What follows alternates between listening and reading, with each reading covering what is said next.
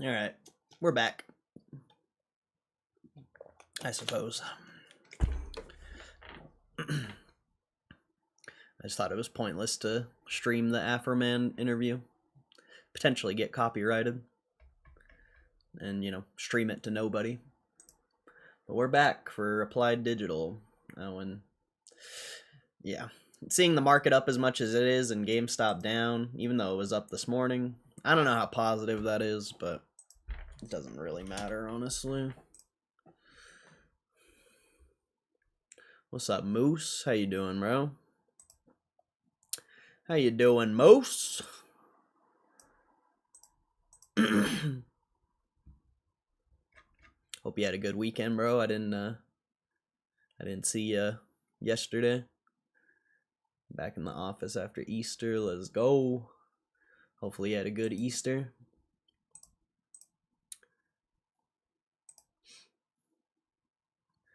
Apld up 10% today. Pretty interesting. I'll be curious to see how this goes. I wonder if Apld still has the same hype as it did the past couple streams. I guess we'll go through news for a second, because I don't know what else to do while we wait. U.S. violated ceasefire agreement. Not surprised. Yeah, the market's up. Well, it was up more, but not anymore. Bitcoin founder ties identity to Blockstream. CEO Adam Back. I don't know what that is. Jeff Shell leaves Paramount. Fed officials foresee rate cut this year. Hopefully there's two. Hopefully there's two.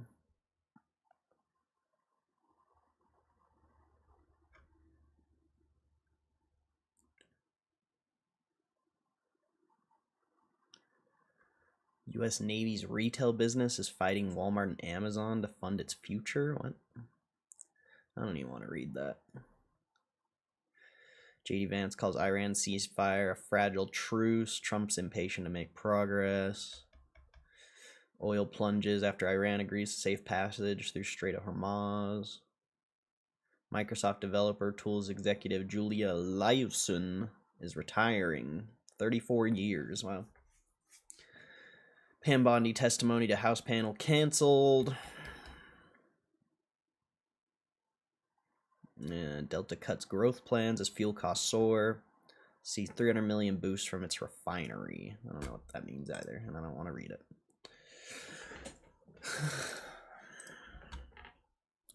Well, it's good to see you, Moose. The stream's been pretty dead lately. Not really sure how much longer I can keep it going, so...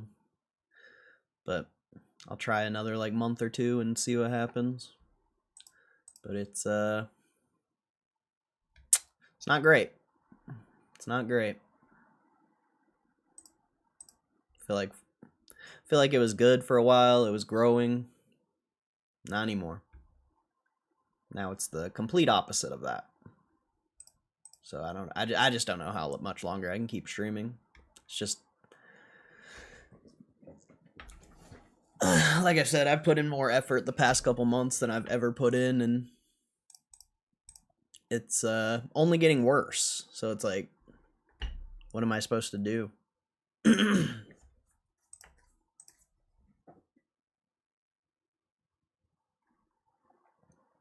Everyone left. Like, nobody types in the chat anymore.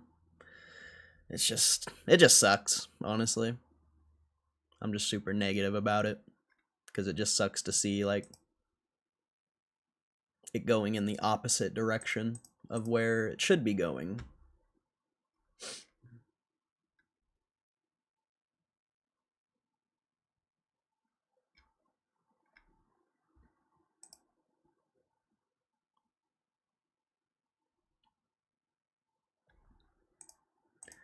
It's like either everyone on the internet's completely faking it, or I'm just not built for this. GME spurs a bunch of views too. People get hype on a run, then reality sets in and they move on. Yeah, I guess, I don't know. It would be nice if people, like, weren't gambling degenerates trying to just hop on the next trend and they actually saw this for what it was, like a real investment, real way to potentially make millions of dollars if you put enough in and wait long enough. Like, nobody's gonna get rich day trading, I don't think. I mean, I think you can make money day trading, sure, but people getting rich off day trading, probably not. Day trading's made for rich people, so it does suck that people don't see that. Say your message has been loud and clear, but some people have a hard time listening to solid advice. Yeah, well, people are just want to get rich now, you know? They see all the TikToks and stuff and see everyone flexing. They don't want to wait 10, 20 years to get rich, even though the likelihood of someone getting rich like fast is extremely low. But I don't know, maybe it's not even a GameStop thing, you know? Maybe people just don't like what I have to say. Maybe the stream's boring. It could be. It definitely could be. What's up, Hugh G? How you doing, bro?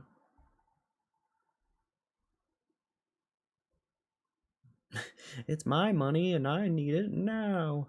Call J.G. Wentworth. 877 cash now. 877 cash now. Whatever happened to J.G. Wentworth? Whatever happened to J.G. Wentworth?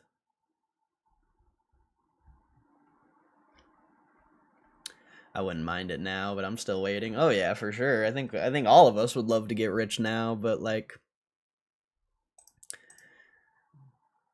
if you just think about it through like a real investment perspective, like the more you put in, the more you're gonna make.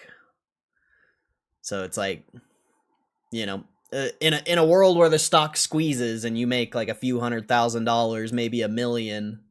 If it takes a few years longer, maybe you potentially make 5, 10, 20 million. Like, I think, to me, like, even though $1 million's a lot of money, I don't think $1 million's enough. Personally, that's just how I feel. I don't think $1 million's enough. I think you need to be pushing like 10, 20 to real, like, for me, maybe $1 million or 2 is like enough for someone else and they would be okay with that, but like, not me. I'm trying to make 10, 20 or more. So the longer, you know, you're able to stack and the longer it takes, potentially, you know, 10, 20 million could be like a realistic target.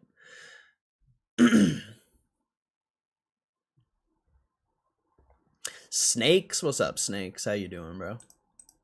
Hope you're doing good, Snakes. One thing I've learned through this saga is frugality. Oh yeah, for sure. For sure, you gotta be frugal if you want to keep stacking. That's for sure. You can't be being a degenerate buying shit all the time if you want to stack up.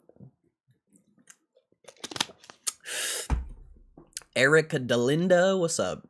I don't think I've ever seen that name in here before. Hope you're doing good.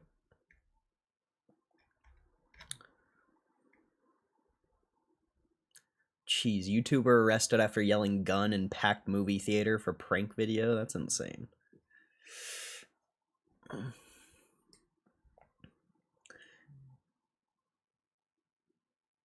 India considers using crocodiles and venomous snakes to guard its borders? What? That's interesting. Aaron. What's up, Aaron? Hope you're doing good. Peanut butter jelly. Peanut butter jelly. Way-ya. Way-ya. Peanut butter jelly. Peanut butter jelly. Oh, that sounds good. I mean, there was a time in my life where I could not eat a peanut butter and jelly, but I can eat them now. Not all the time, but there was a time I was like extremely like super broke, and I was eating peanut butter and jellies like all the time, and I just like could never eat them after that. But now I can eat them. Now I can eat them.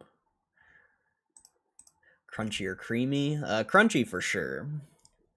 Crunchy's way better.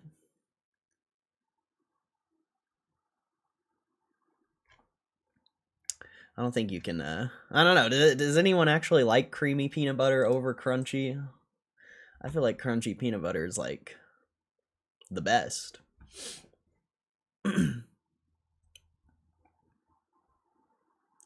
Influencer gets 40 years in prison for girlfriend's death after blaming it on a dog. What?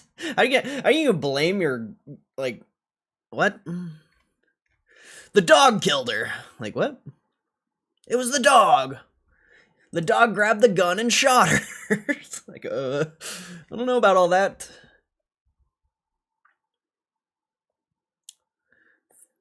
Dude, there's a lot of weird stuff in the news right now.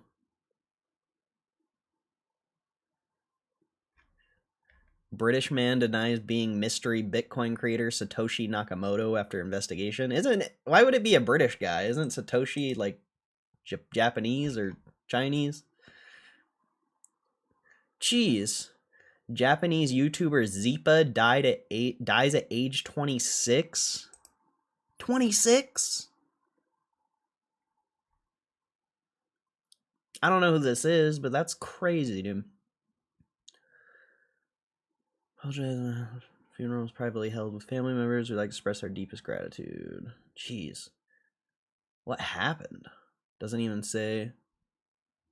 Fashion content. She regularly live streamed drink taste tests and spoke openly about her personal struggles, including alcoholism and suicidal thoughts. Oh no. That's sad. That's sad. RIP. Dude, what is up with the news right now? There's some wild news. Man jailed after pulling gun on fast food worker who gave him the wrong sauce. We live in a weird world, bro. We live in a weird world. I'm team cream? Really? You like creamy over crunchy? Interesting. Interesting. I don't mind creamy peanut butter, but I'd much prefer crunchy, I feel like.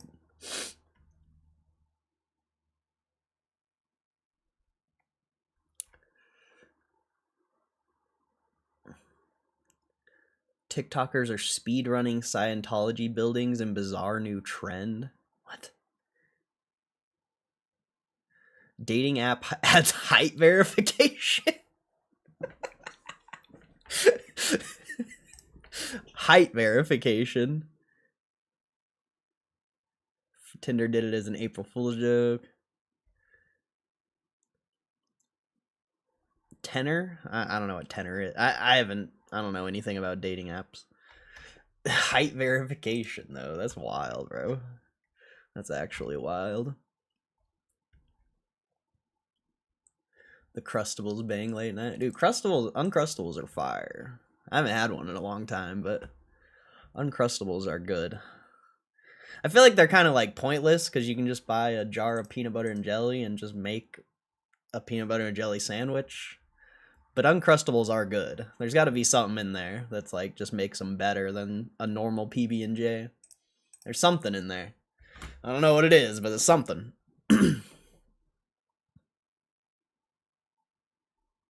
Astronaut proves you can play D&D in space after rolling D20 without gravity. Are these guys from the Artemis mission? Playing D&D in space? I'm gonna say AI? Question mark? I don't know. Debatable. LeBron James prank on Draymond Green goes viral? Wait, what? What did they do? Are you for real? Am I for real about what? 100 million today. Let me ask you a question. I mean, I'm not going to give you Let me ask you a question. Because he doesn't have it. You go. Well, There you go. you can't say what he has. This isn't. Actors posing the stunt tell Green that plenty of other investors have that money and yelling ensued, which Green really did not appreciate. Green said, "Number one, y'all should stop yelling. I'm a grown man. I'm going to leave here because I'll fuck you up." Davis continued to watch and laugh. Green threatened to punch one of the actors in the nose. They had to step in. It's just a fake. Green was asked to invest $100 million in a business venture. 100 million cash, absolutely not. Yeah, we just need a cool 100 mil. You know, it's no big deal. You got that, Draymond Green. You got 100 mil just laying around, bud. In-N-Out has secret menu item that's just for dogs. I'm not a big In-N-Out fan, but let's see what this is. In-N-Out pup patty. You chow down some animal stuff fries. You simply have to ask for a pup patty. Burger patty that comes without the salt, so your pet can enjoy it. I would actually like that. That's my biggest complaint about In-N-Out is how salty the burgers are. I would order a pup patty for myself, and maybe In-N-Out would be like edible. In-N-Out's way too salty. Fortnite leaks 7 new modes despite recent shutdowns. My kids crush those things and they ain't cheap. I haven't bought them in a long time. I don't know how much they are. That's what I'm saying. Like, I think you're just better off making a normal PB&J. Those things chill, like in the fridge. What's up, other Hugh? Hugh. There's Hugh G, and then I'm just gonna call you Hugh instead of other Hugh. There's Hugh G, and then there's Hugh.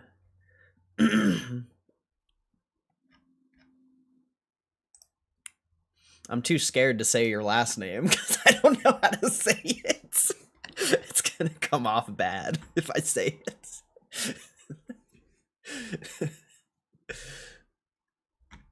I'm gonna get canceled if I say your last name, bro.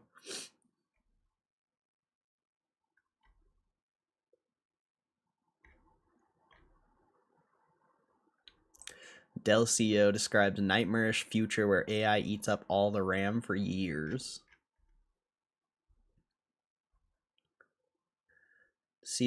Dell Technology CEO Michael Dell explained some of the math behind how the company has landed at the prediction that the demand for memory will increase 625 times in the near future during a recent Bank of America hosted event. 625 times? As both per accelerator memory capacity and system scale expand simultaneously in AI infrastructure, total memory demand is forming a structure where it increases roughly 625 times, Dell said. Expanding memory supply takes years, but current AI infrastructure demand is showing no signs of slowing. We're still in the early stages of technology adoption. So I mean, several racks designs using less demanding. So if you crunch those numbers alongside Dell's growth predictions for data centers, you end up with a memory increase of around 180 times greater than now. That's a smaller number, sure, but considering how bad things are already, as data centers and AI companies eat up nearly all the memory and storage out there, the idea of that demand increasing at all is scary. Folks looking to buy cheaper consoles, computers, or gaming handhelds might want to find the best deal now, buy it, and be very careful with it so it doesn't break anytime soon. Whoa, that's wild, dude. I mean, that's if this is like a real thing, that is positive for GameStop, bro. That is extremely positive for GameStop. The ongoing RAM crisis has made it harder and harder for companies to secure the parts needed to build game consoles, computers, and other tech devices.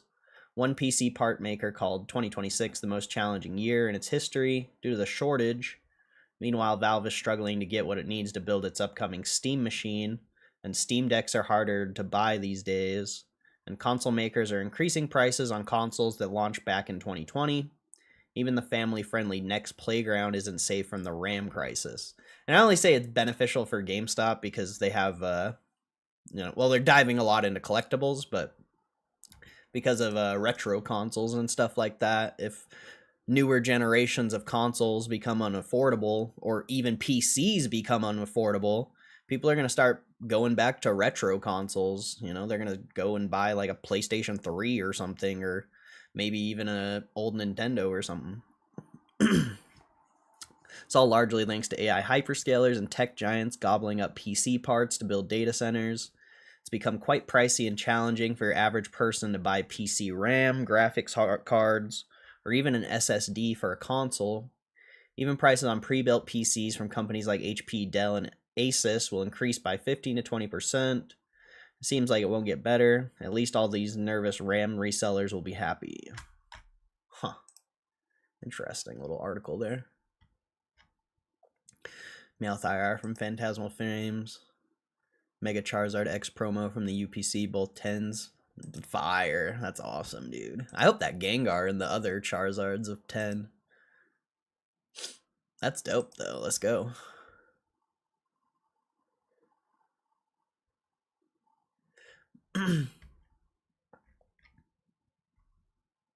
Gotta love getting a 10. You gotta love getting a 10.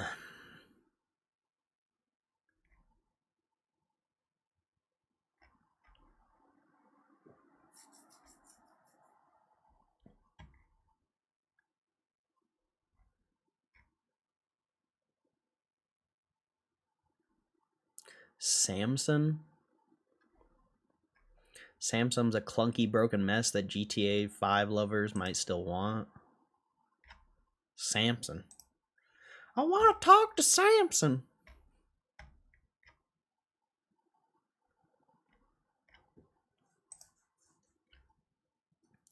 I want to talk to Samson. Got the best shit in town.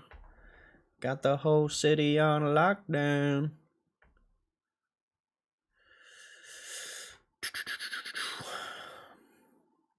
Greece will ban all kids under 15 from using social media. No Man's Sky now is a Pokemon-style creature battles. Interesting. No Man's Sky is kind of an interesting game. It's kind of underrated. That'd be nuts. Those are my first submissions. Yeah, I hope you get 10s on those. That'd be awesome.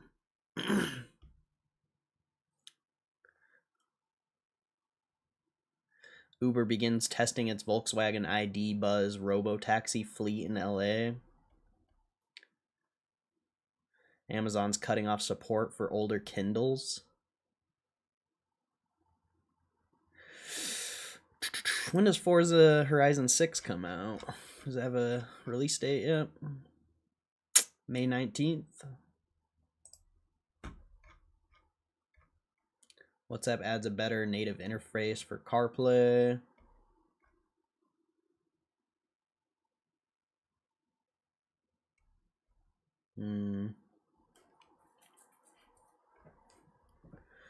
Apple's foldable iPhones reportedly risk a delay.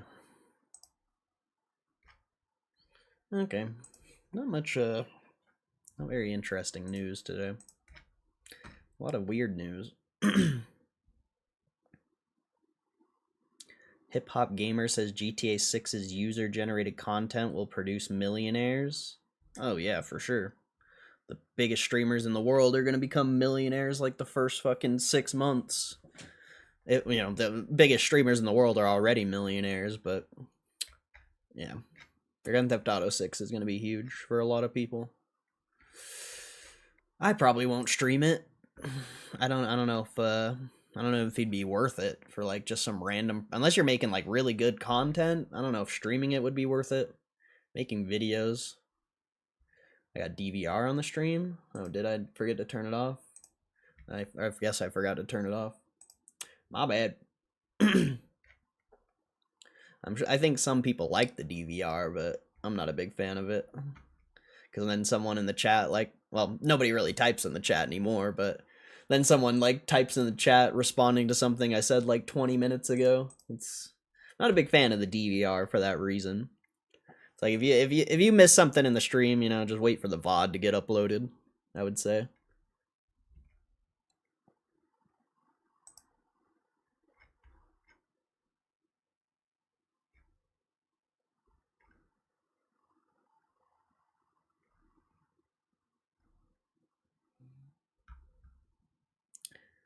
Yeah, there's not much news. Actually, I haven't looked at a lot of these websites in a while.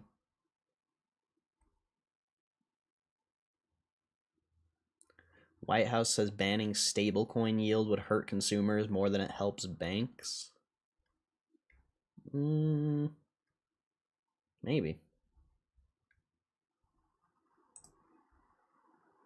Bitcoin's up finally a little bit. I saw that last night, actually. You had a little pop on Bitcoin. Potentially it bottomed. It's kind of bottom behavior here. But, you know, back at 87K, you also sat flat for 2 months, so I wouldn't, I don't know. I just don't have an opinion on it. I don't have an opinion on where markets are going to go at this point. It's bearish as fuck, so, you know, the safer bet is more downside, but could flip. You never know. And it usually flips fast, you know? It flips pretty quick, usually. Market's up today. Yeah, I saw, I mean, the market's up quite a bit today. It's kind of weird that GameStop's not up. I don't know if that's really a positive thing. Although it was at 24 in the morning before the close or before the open.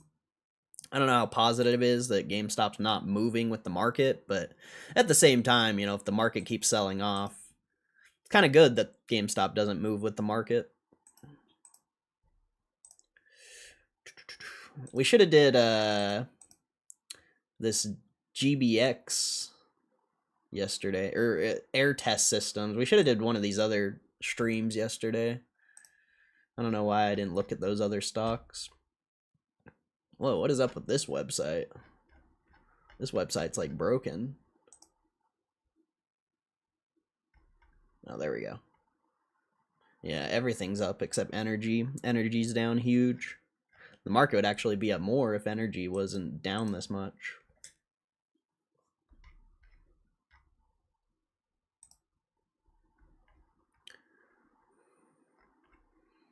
Yeah, mortgage rates are clapped. Yeah, real estate was looking so good for a little bit there, and then this war, bro, it kind of just screwed it. It was looking like real estate might make a comeback, but it's delayed for now. Oh, you had the FOMC minutes today? I didn't know that. You got anything else? No, just the minutes. I didn't know the minutes were today. Sometimes that's a good thing to look at if you want to get an idea of where the economy's going. It's an interesting thing to look into. All right, let's get this ALPD shit going. APLD, whatever. People are piling in here for it.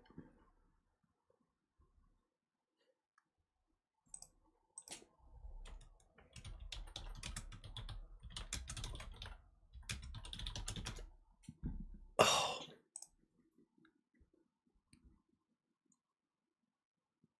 Oh, nice. What a convenient. So convenient. It's right there on the front of the page. Good job, APLD. Good job. I didn't have to go searching for it. Way to be. Way to be.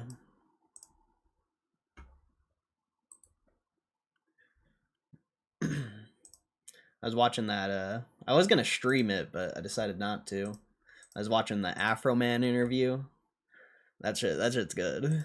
Afro Man's a G, bro. He's like pretty smart and hilarious. That was a good interview.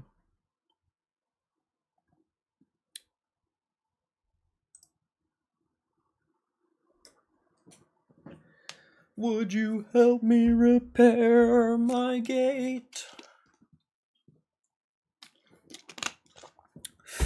Would you help me repair my door?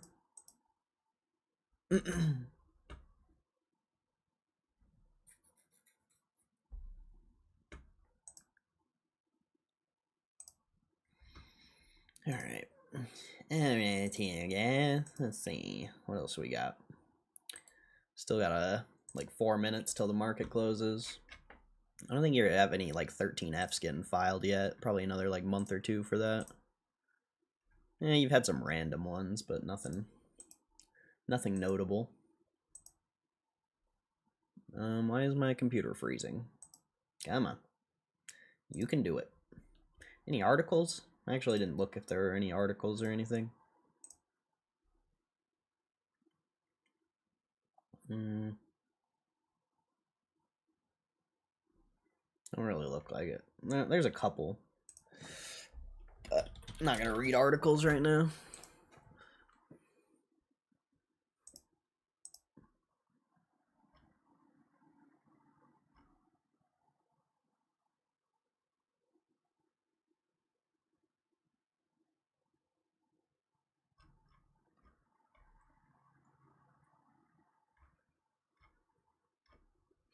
Yeah, nothing on Reddit. Nothing there. So I guess we'll just wait for this.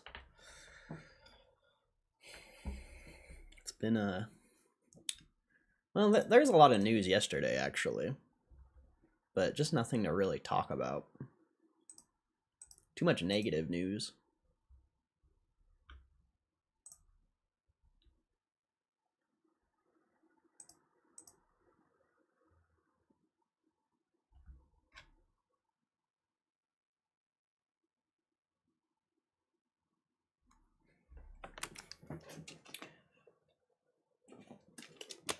Oh yeah, they're gonna release new power packs tomorrow. I don't know if anyone saw that. They're just like adding another Bucks binder, or maybe they're adding to the Bucks binder collection. I don't know if they're adding to Bucks binder collection or adding another one, but it's gonna be like all stars of sports. You know, like Michael Jordan, Ken Griffey, Patrick Mahomes. You know, just basically all your all stars. So that's kind of cool. I think it's weird that they're doing the Bucks binder collection instead of like diving into Magic or Yu-Gi-Oh or something. I guess they're just trying to squeeze as much as they can out of it, I suppose.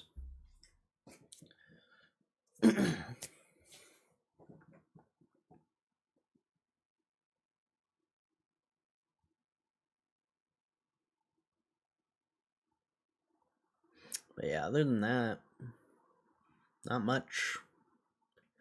Not much.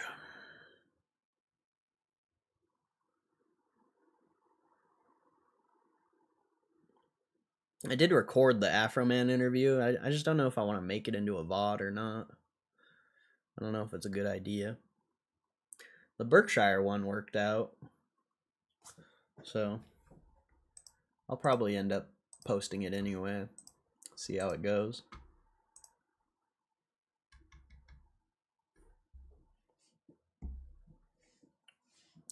One more minute.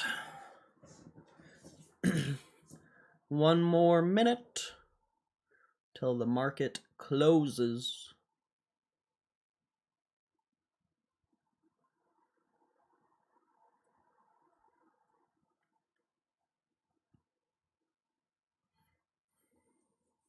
Then we'll get all the APLD guys up in here, I'm sure.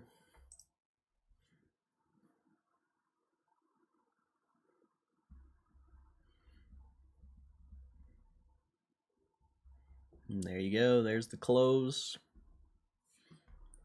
What did the market end up closing at? Yeah, not bad.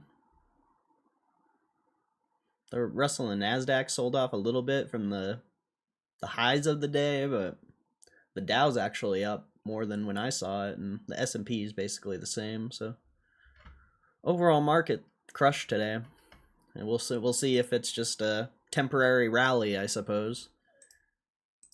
We'll see.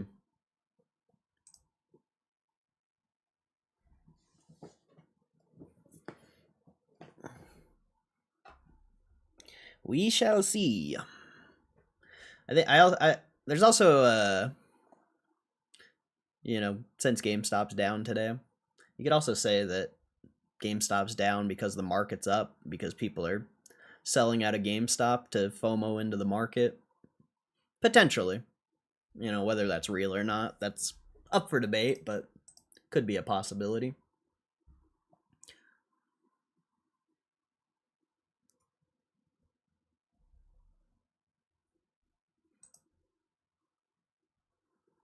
I don't know if it has negative beta anymore. I think it's like double the beta of the S&P now. It's like 2 or something. But I don't know. GameStop may be down, but APLD calls are about to print. There you go. That's the spirit. That's the spirit. That's funny.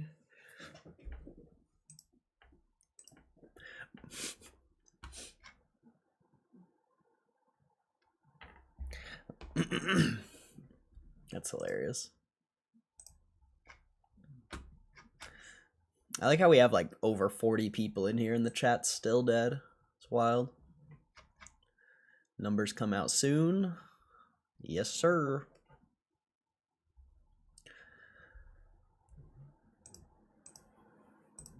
Just like every earnings report that's after hours, they'll come out eventually.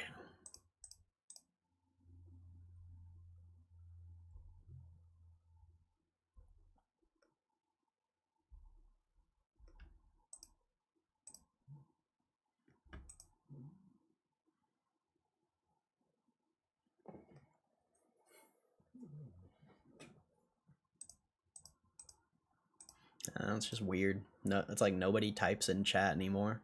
It's just weird. Maybe if we get like 200, 300, 400 people in here, maybe we'll get some action in the chat. But just nobody types in chat anymore. It was kind of fun when people would just talk shit all the time. I actually unblocked all the. Well, I unblocked pretty much everyone, so we should be getting some shit talkers in here at some point.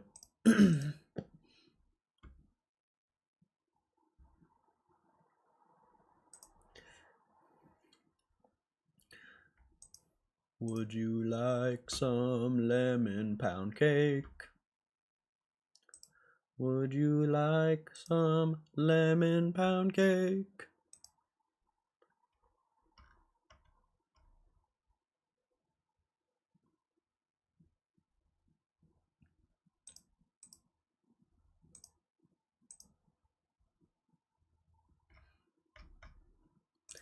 And the numbers aren't out though.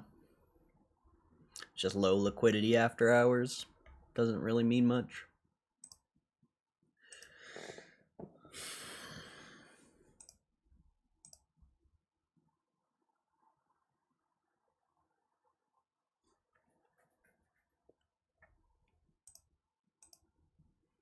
Will you help me repair my gate? Would you help me repair my door?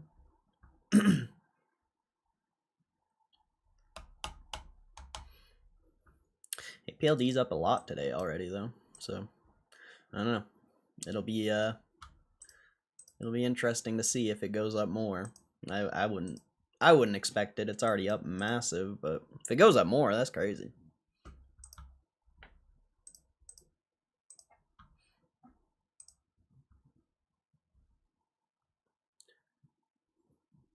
Oh, there you go. I guess it's going up more. I guess it's going up more.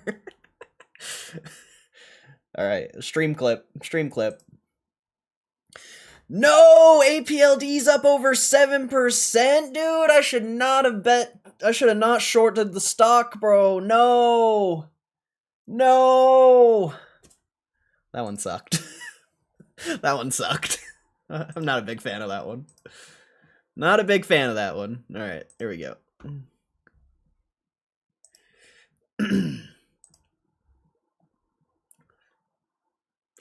All right, Applied Digital reports fiscal third quarter 2026 results. Applied Digital, a designer, builder, and operator of high-performance, sustainably engineered data centers and colocation services for artificial intelligence, cloud, networking, and blockchain workloads, reported financial results for the fiscal third quarter ended February 28th, 2026. The company also provided operational updates. Revenues $126.6 million, up 139% from the prior year comparable period. Net loss attributable to common stockholders, $100.9 million, down 179% from the prior year comparable period. Wait, net loss attributable to common stockholder? That doesn't seem like a positive thing. I don't think that's a positive thing. I don't know that that's a positive thing, bro. Net loss attributable to common stockholders per basic and diluted shares, 0.36, down 125% from the prior year comparable period. So I don't know, that doesn't, I don't know if I'm reading that correctly or what, but that does not seem good. That seems terrible. Of course, people are going to bet on it anyway because, the data center narrative. People don't care about good business. They just want to YOLO on the data center plays, but I don't know if that's a good thing. Losing 100.9 million of shareholder value, and yeah, I just don't know if that's a good thing or not. I don't think that's good. Adjusted revenue 108.6 million, adjusted net income 33.2 million, adjusted net income per diluted share 0.09, adjusted EBITDA 44.1 million. Recent highlights: broke ground on Delta Forge 1, a 430 megawatt AI factory campus spanning more than 500 acres in the strategic southern U.S. market. The project leverages the company's proven AI factory blueprint and is designed to deliver up to 300 megawatts of critical IT load for high-density AI workloads, with initial operations expected to begin in mid-calendar 2027. No! I gotta get this stream clip out. No! Oh! Let's see. Entered into a $100 million DevCo facility with Macari Equipment Capital to fund the initial sourcing, planning, development, and construction costs for a new data center project and other potential projects. Appointed the company's co-founder Jason Zhang as president to strengthen leadership as the company scales its AI factory platform. I don't know, chat. What do you guys think of this? To me, this part right here, net loss attributable to common stockholders, like, this does not seem that good. Obviously, the market doesn't care, but, like, I don't know. That doesn't seem good. What do you think, chat? What do you guys think? That just doesn't seem good that they're losing shareholder value. And, losing shareholder value is one thing, but 179%, 125%, that does not seem good at all. That seems terrible. I don't know. I don't know how you could look at that and think that that's like a good thing. Nobody in my chat's talking, so not a surprise. Apparently nobody has an opinion. They just YOLO on APLD and they're like, oh, it's going to the moon! It's going to the moon! They don't have any thoughts or anything. Like, why isn't it up more?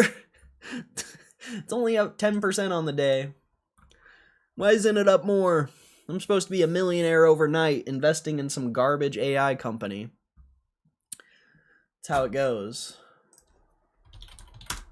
That's how you get rich. You invest in garbage companies, losing shareholder value in hopes that AI works out. That's how you do it, bro. Professional investing right there. I didn't change the resolution on that, did I? I'm not invested in this one. Yeah, me either. That there's like 60 people in the chat who are. So, I don't know. You would think they would have some input towards the stock they're investing in, but I guess not. I guess not. Probably because they don't know what to say. Besides, why isn't it up more? Why is it not up more? This isn't enough. A terrible business sitting at basically all-time highs. Not enough. Maybe the net loss is a good thing. It sounds like it was much higher before because it went down by a big percentage. Sounds like it's much higher before because it went down a big percentage. I mean, is that a good thing though? I don't know if that's a good thing. How could that be a good thing? I don't. They just had one time where they made a lot. Like I don't know how that's a good thing. Like you would want consistent, solid growth. I just don't see how that's a good thing.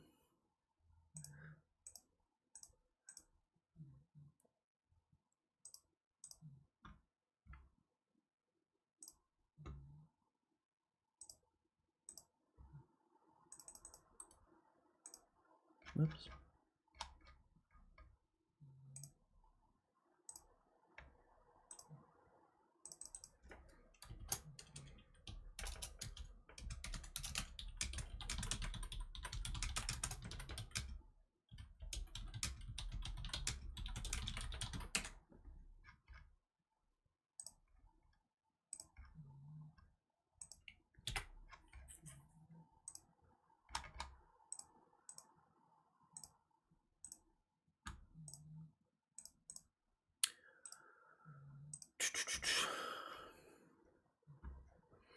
All right, I'll keep reading, I guess.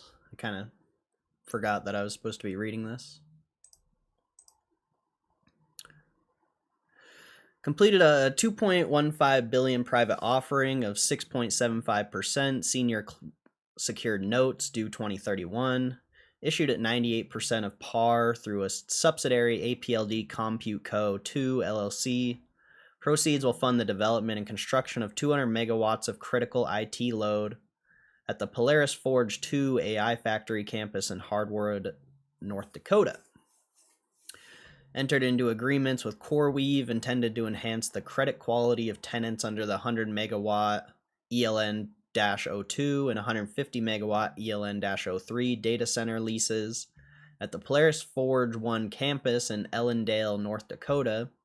As part of CoreWeave's refinancing of related debt obligations, which received an investment-grade A3 rating compared to CoreWeave's Inc.'s BB rating, the company restructured its leases with CoreWeave through a credit-worthy CoreWeave SPV subsidiary, receiving unconditional springing guarantees from CoreWeave Inc., guaranteeing CoreWeave's SPV's obligation under the restructured leases, and the CoreWeave Inc. posting a $50 million letter of credit securing the ELN-02 lease.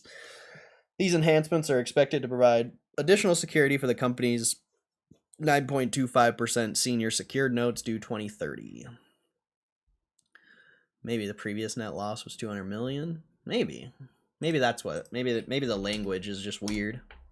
The way they have it written, it makes it seem like they lost more. But maybe you're right. Maybe they're saying their loss is down, so they're less losing less. Maybe that's the language.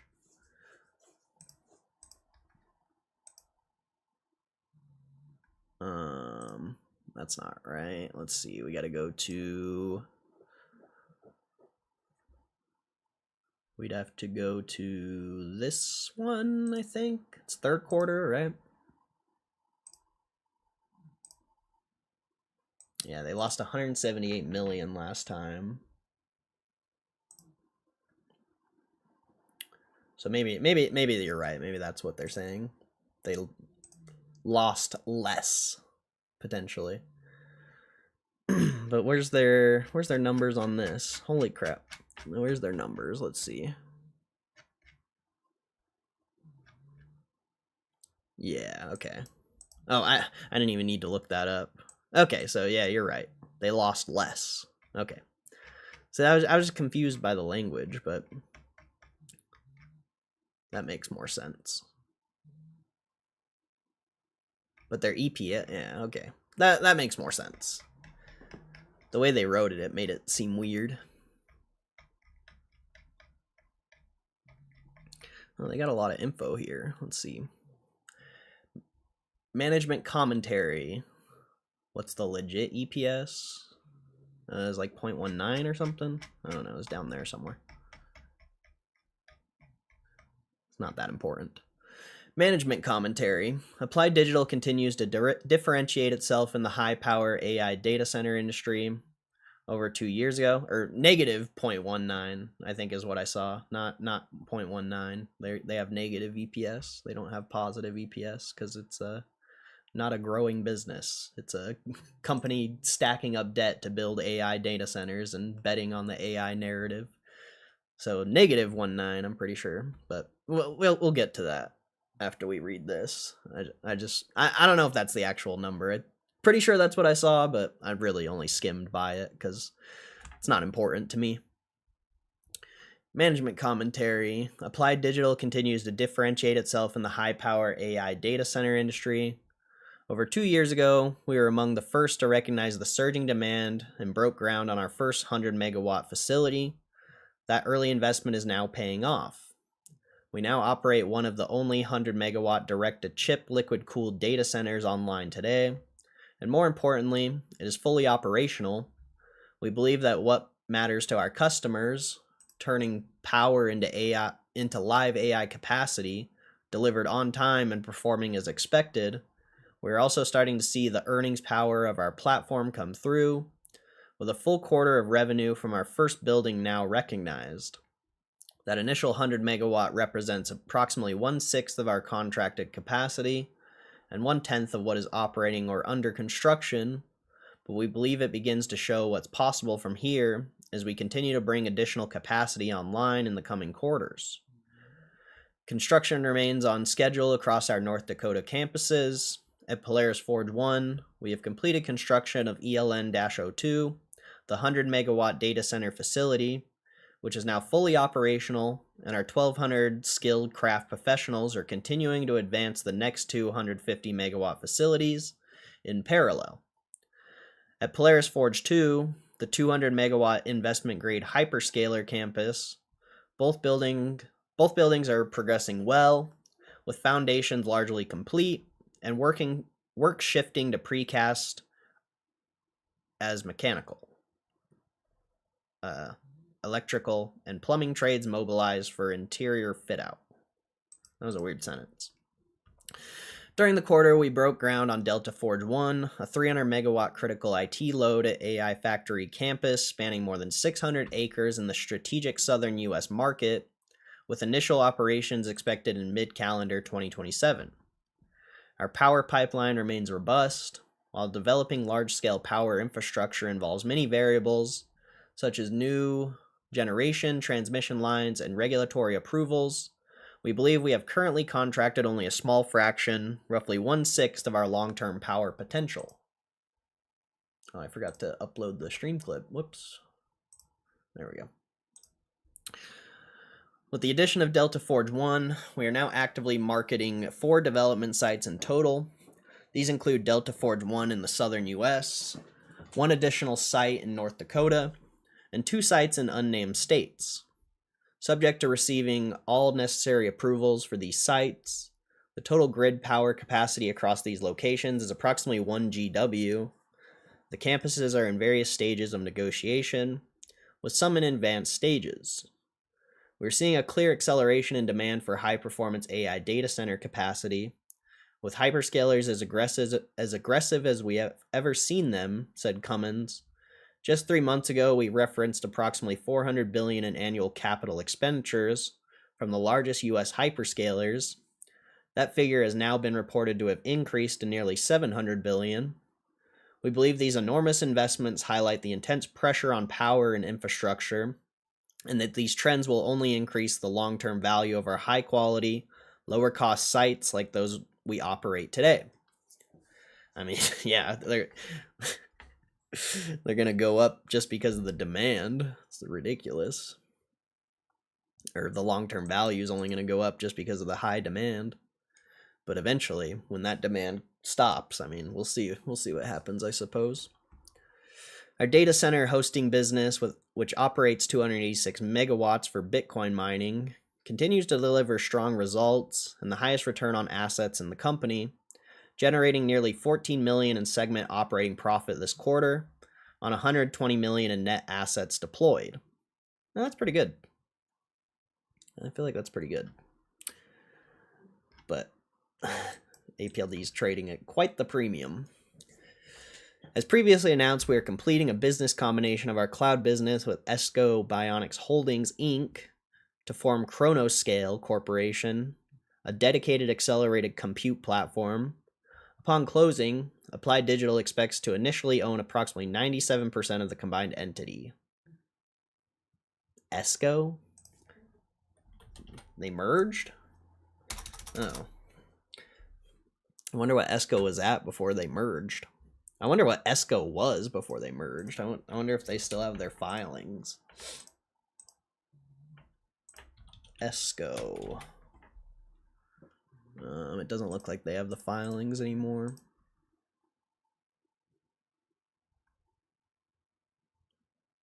Yeah, I don't know.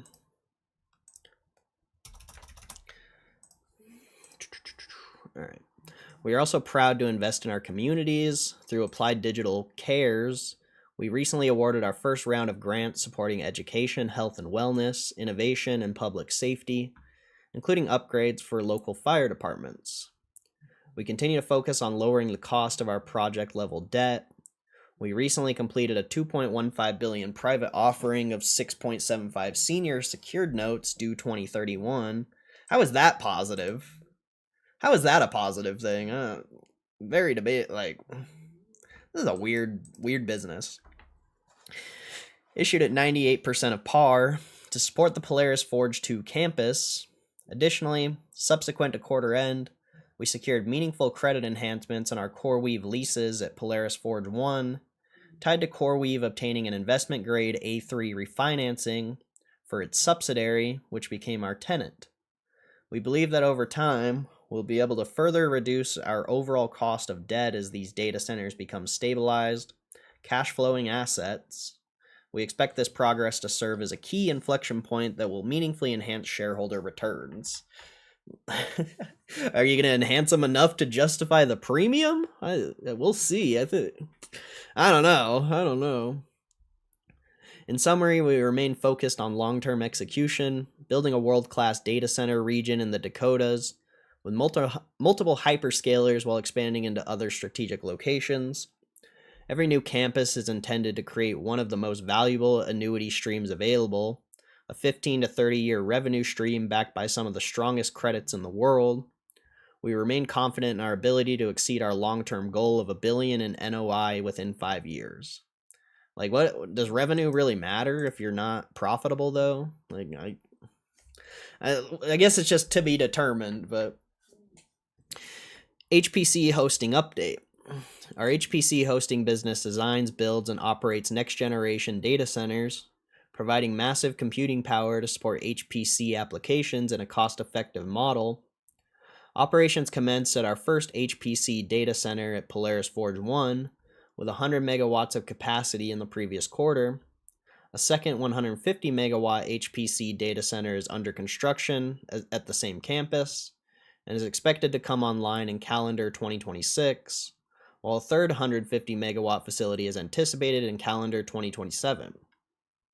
On August 18th, 2025, we broke ground on Polaris Forge 2, a 3 billion 200 megawatt data center campus near Harwood, North Dakota.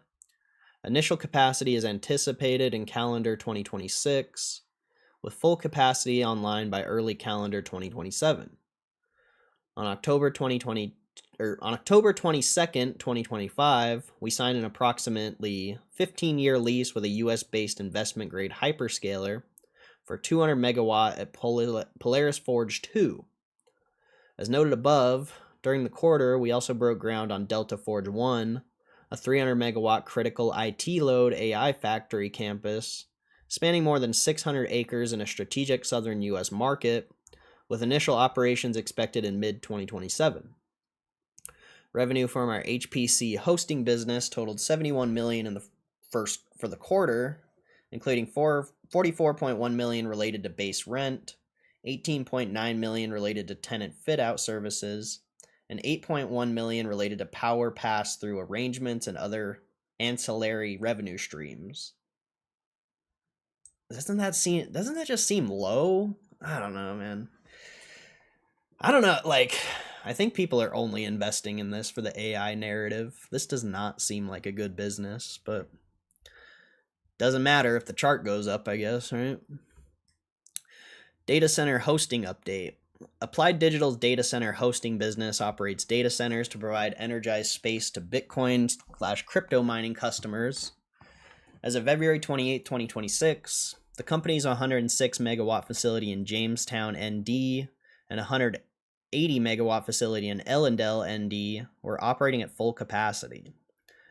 During the 3 months ended February 28, 2026, the company generated $37.5 million in revenue from the data center hosting business segment, representing an increase of 7% compared to the $35.2 million during the 3 months ended February 28, 2025. The growth was primarily driven by performance improvements across the company's data center hosting facilities. We are very pleased with our data center hosting business, which generated $13.9 million in segment operating profit for the 3 months ended February 28, 2026, on $119.6 million in reported assets at the end of the period. Well, at least they're making profit from it, I suppose. I'll give them that. Just seems like very low for the premium on this. Cloud Services Business Update.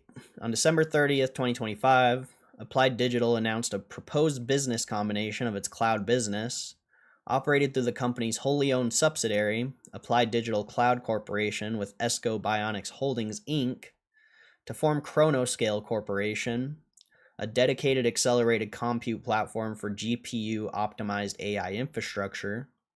Upon closing, Applied Digital Cloud Corporation will become a wholly owned subsidiary of ESCO. ESCO will, immediately after the consummation of the business combination, continue as the parent of the combined company, and ESCO will change its name to Chronoscale Corporation. Applied Digital is expected to own approximately 97% of the combined company, which is expected to be listed on the NASDAQ upon closing and trade under the symbol CHRN. We believe that the proposed business combination will allow both the cloud compute and data center business to scale independently, providing greater strategic and capital flexibility while enhancing long-term shareholder value. Oh, so they changed the ticker, CHRN? Oh, that's not up. So it hasn't completed, I suppose. The proposed business combination is subject to the receipt of customary regulatory approvals and satisfaction of closing conditions, and is expected to close in the fourth fiscal quarter of 2026. As management's plan for cloud service business changed in connection with the execution of the definitive agreements for the business combination, the cloud services business no longer qualifies as held for sale and discontinued operations. As such, for all periods presented herein, the assets and liabilities associated with cloud service business have been reclassified on the condensed consolidated balance sheet back to their respective financial statement lines, and the results of the operations recast as continuing operations on the condensed consolidated statement of operations. We consider the data center hosting business and the HPC hosting business to represent our core operations for long-run strategic and performance evaluation purposes as we evolve in a pure-play data center platform moving forward. Accordingly, we excluded the results of cloud service business in our non-GAAP results presented herein. Okay. Financial results from operations for fiscal third quarter 2026. Total revenues in fiscal third quarter 2026 were $126.6 million compared to $52.9 million, up 139% from the fiscal third quarter 2025. Approximately $71 million of the increase was due to revenue generated related to our HPC hosting business, with approximately $44.1 million related to base rent, $18.9 million related to tenant fit-out services, and $8.1 million related to power pass-through arrangements and other ancillary revenue streams, as our first HPC data center at our Polaris Forge 1 campus was fully operating during the current quarter. The remaining increase in revenue was due to the performance improvements in our other segments during the 3 months ended February 28, 2026, compared to the 3 months ended February 28, 2025. So I guess it's good that their revenue is increasing and they're losing less money, but it just the number seems so small for the premium you're paying on the stock. Like, is this really going to be a multi-billion? Is it already a multi-billion-dollar company? I think it's like a 1 or 2 billion. I don't remember off the top of my head, but is this going to be like a 10, 20 billion dollar company? I don't know. Actually, what do they have in assets? Oh, they have more than I thought. 6 billion. Okay, so it's bigger than I thought it was. They just got a decent amount of debt. Yeah, their debt or their long-term liabilities have gone up a lot. But compared to last year, their stockholder equity is actually up. So maybe it's not as bad as what it seems like when you're reading it. If you actually look at the balance sheet, it doesn't look terrible. I just think they got a lot of debt. All right. Cost of revenues in fiscal third quarter 2026 were $72.8 million compared to $49.1 million, up 48% from the fiscal third quarter 2025. The increase was primarily driven by an increase of $18 million in expenses associated with the tenant fit-out services for our HPC hosting business, an increase of $4.8 million in personal expenses due to the increase in headcount, as well as other related costs directly supporting revenue, an increase of $4.1 million in energy costs associated with our data center hosting business, and an increase of $2 million in depreciation and amortization expense due to an increase in owned and leased assets in service directly supporting revenue. These increases were partially offset by a decrease of $5.2 million in lease and lease-related expenses due to the renegotiations of certain of our leases during fiscal year 2026. Selling, general, and administrative expenses in the fiscal third quarter 2026 were $79.7 million, compared to $22.7 million, up 251% from the fiscal third quarter of 2025, driven by the company's overall business growth.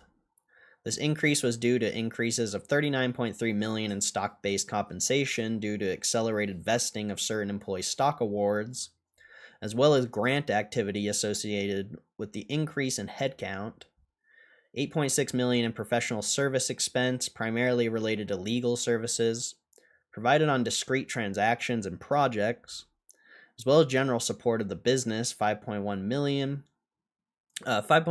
in personal expenses related to the increase in headcount, and $8 million in other selling, general, and administrative expenses such as travel, computer, and software expenses. These increases were partially offset by a decrease of $3.9 million in lease and lease-related expenses due to the renegotiation of certain of our leases during fiscal year 2026. Loss on classification of held for sale was $59.7 million for the 3 months ended February 28, 2026. Due to the write-down of the cloud services business assets to their carrying value as of February 15, 2026, when it no longer qualified as held for sale, there was no such loss recorded in the prior year comparative period. Interest income or expense net in the fiscal third quarter 2026 was interest income net of $2.4 million compared to interest expense net of $8.9 million, down 127% from the fiscal third quarter of 2025.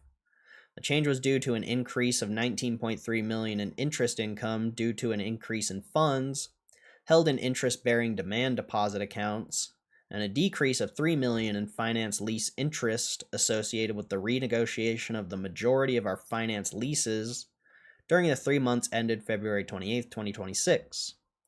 This decrease was partially offset by increases of $9.9 million in loan interest expense and $1.1 million in issuance cost amortization as we entered into more debt arrangements during the 3 months ended February 28, 2026. So they're going to do more corporate bonds? Interesting. Gain on change in fair value of derivatives was $9.4 million for the 3 months ended February 28, 2026.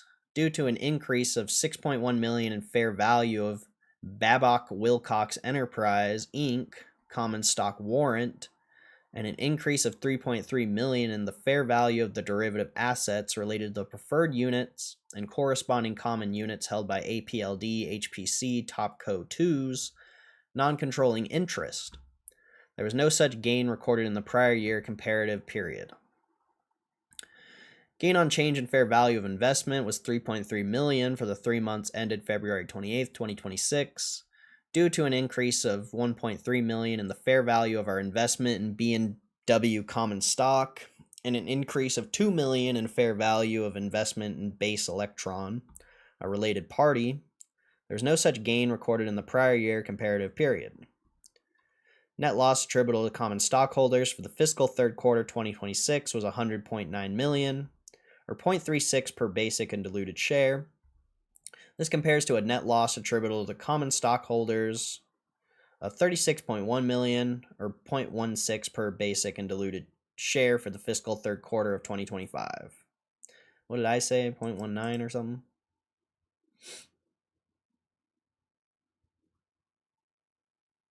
Wait. Oh. This compares to a net loss. Oh, that was last quarter. Okay. So it's 0.36 this quarter of a loss, right? Yeah. Wait, so they lost more per share? I don't know. I'll look at it when we get down there. Adjusted revenue, a non-GAAP financial measure, was $108.6 million for the fiscal third quarter 2026, compared to $35.2 million for the fiscal third quarter of 2025.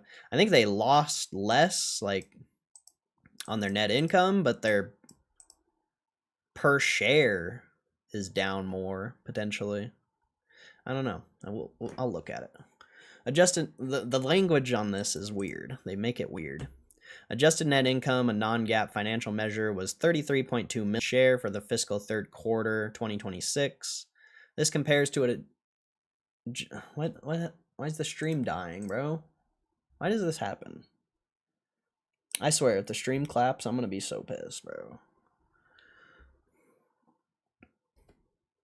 Dude, if the stream just shuts off, that's so annoying. Oh, it's because a bunch of people are joining for the earnings call. Lagging out the stream. Oh, I'll be so annoyed if the stream claps. Alright. Adjusted EBITDA, a non-GAAP financial measure, was $44.1 million for the fiscal third quarter 2026, compared to an adjusted EBITDA of $6.3 million for the third quarter 2025.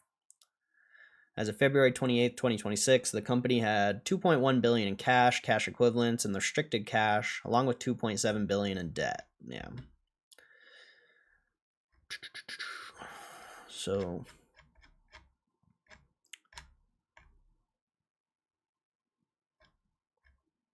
let's see. Yeah, so they lost more per share. Yeah, they lost. Yeah, they only lost 36 million last third quarter. They lost 100 million this third quarter. Why? How is anyone thinking this is a good business? This does not seem like a good business, bro. It's just so weird. But their EPS for like the 9 months ended, it seems fine. You know, that's down.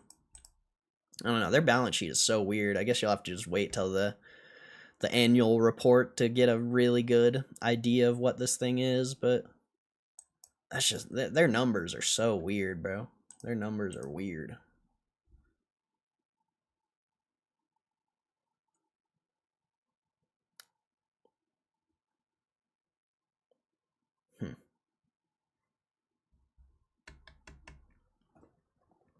And they even bought back some shares, potentially.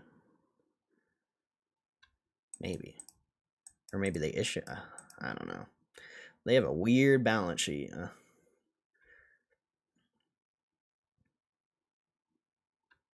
They have a weird fucking balance sheet. See, like their operating loss last year for third quarter was 18 million. This year it's 85 million. This is sus, man. Their balance sheet is sus, bro. Super sus.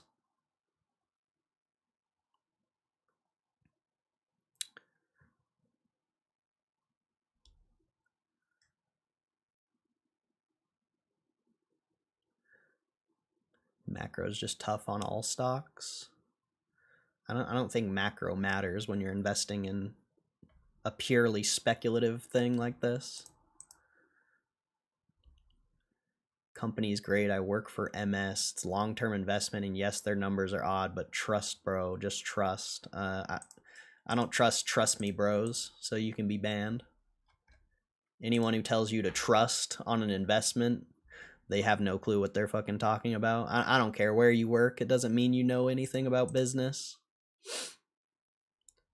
So get that trust me bro shit out of here.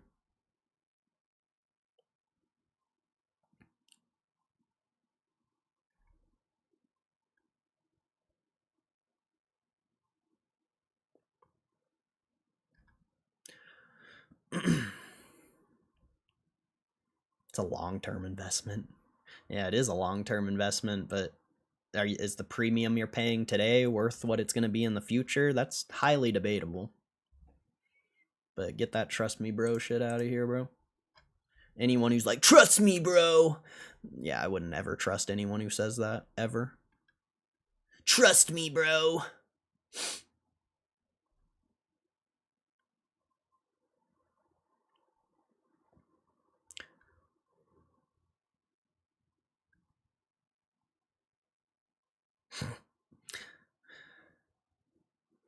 I wouldn't invest in this, ever.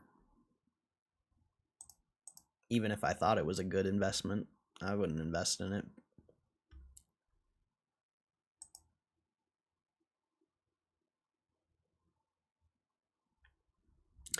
APLD is following the same business model as HUD-8, ABTC, separation between HPC, data center, and so the company's values don't fluctuate with crypto prices, all data center building. Very debatable, but sure.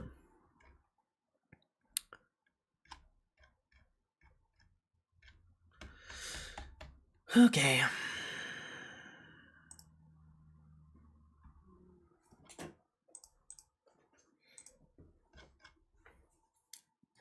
Obviously, the stock never moved with crypto to begin with. Stock's still sitting at the same price it was before crypto started crashing, so I don't think that's an accurate assessment.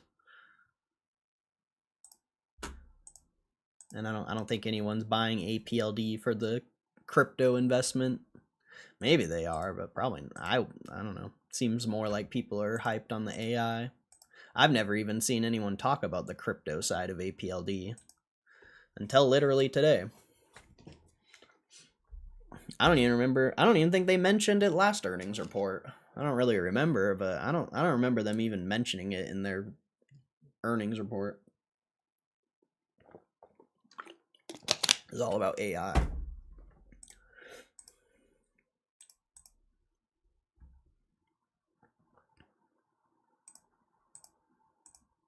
I'm sure they did. I just don't remember. Because we streamed this last time, and I don't remember ever reading about that or hearing about that.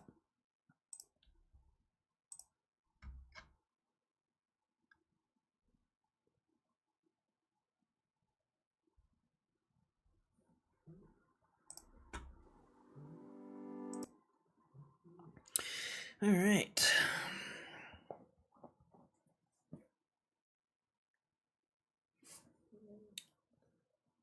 I mean, we'll see when the earnings call starts, but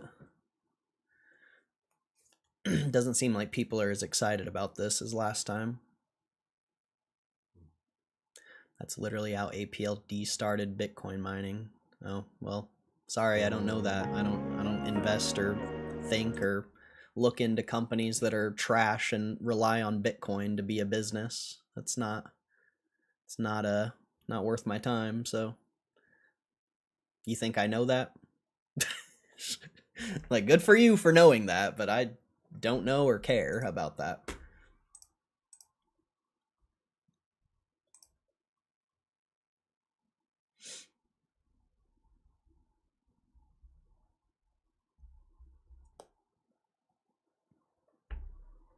I just live there. You live in North Dakota?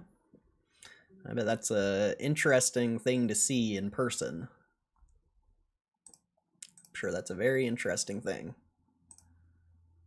How do you feel, like, forget APLD, the business, the stock.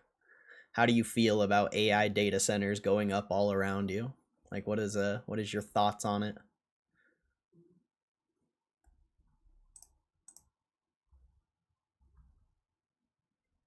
How's GME been treating you? Great. The market was down over 10% and GameStop didn't move. Seems like a good investment to me.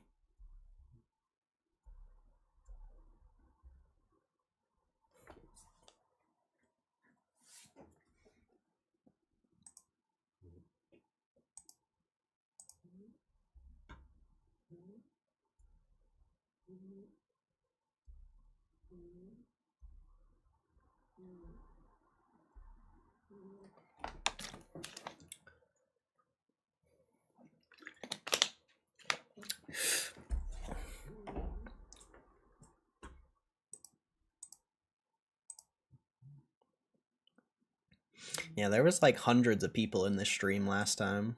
So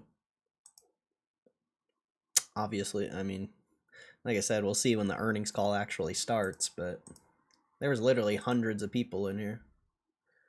So it seems like APLD's hype is dying. It's not great having energy prices skyrocket. That's fair. That is fair. That does suck.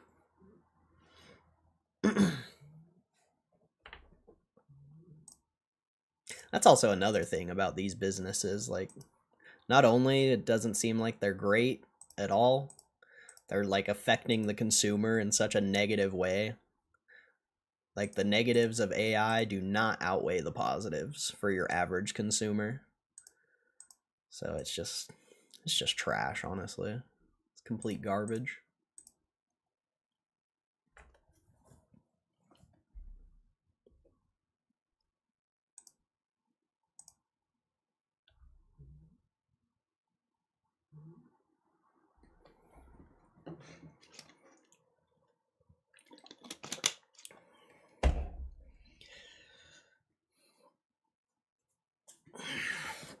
Definitely potentially is just a get rich quick from stock-based compensation type thing.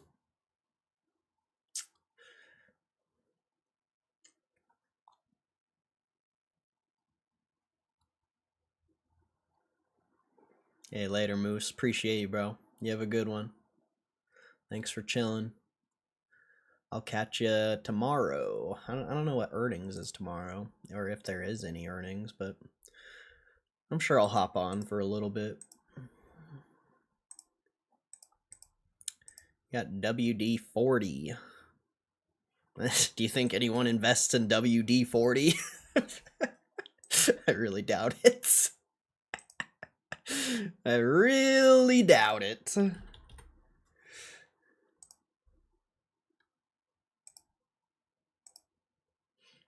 I guess we'll see, though.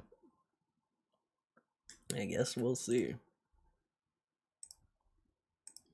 What an interesting earnings call to listen to.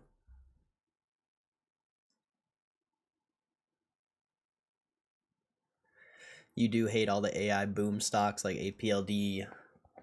Yeah, I'm not a big fan of AI. It's not even about the stocks. I just think AI in general is fucking dog shit. And a lot of the stocks, I mean, if we're talking about stocks, all the stocks are overvalued. And, I mean, look at Oracle. Look at Oracle. I've been right so far. So, it's not really about that I hate AI stocks. I just think AI is fucking garbage. I think it's a trash product.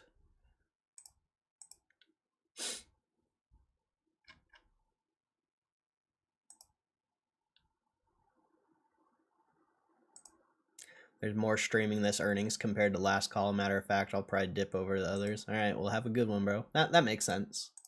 Everyone copies everything I do. That makes sense. When I first started streaming APLD, nobody even knew that it was a hype stock. But of course, everyone copies everything I do. So you have fun with all those brokies. Enjoy your time with the brokies. I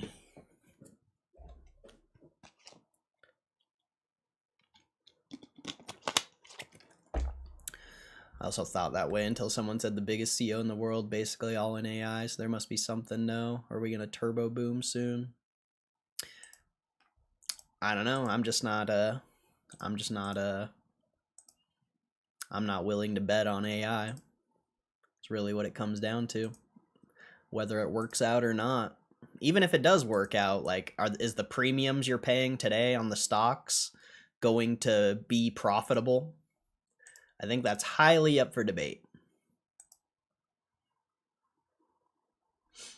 Like, AI's here to stay. It's gonna be, it's here to stay. But I just think the premiums you're paying today are not worth what these things are gonna be worth in 10, 20 years. Maybe they will be. Maybe they will be. But I just have a hard time believing that. Especially when literally none of the AI companies are profitable on their AI businesses or their data centers. Like, none of them are even profitable on that shit. And if they are, it's on a very small numbers. When you're looking at multi-billion, tens of billions of market cap, like, you're telling me they're only pulling in like a few million for AI? Like, I don't know. I'm sure AI will work out and whatever, but like, I'm not gonna bet on it.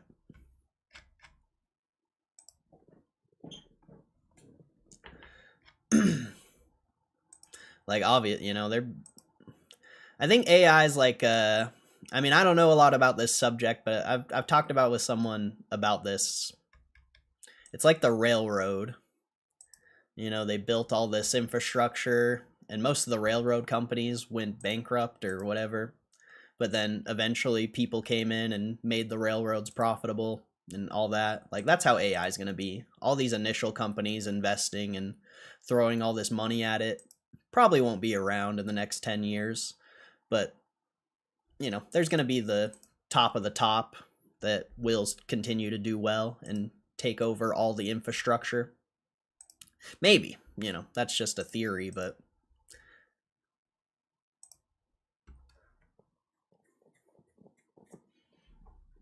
I just personally would never bet on AI. I just don't think it's interesting at all. Did this dude just say AI is a shitty invention? It is a shitty invention. RAM's up 300%. Some people's power bills are up to 300%. AI's making things, your normal things that people just want to live a normal life, ridiculously expensive. AI is fucking shit.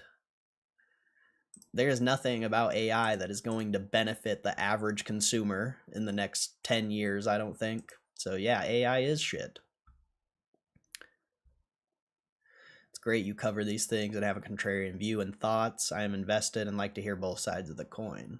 Well, that's as long as you, if you see the value in it, that's fine. Like, I just personally would never bet on it. Like, I don't see the value that everyone else sees. I really don't. To me, when I look at these things, since I've started doing these earning streams late last year, all the stocks I've talked about negatively are not doing well. So it's just like, my opinions are also being backed with price action.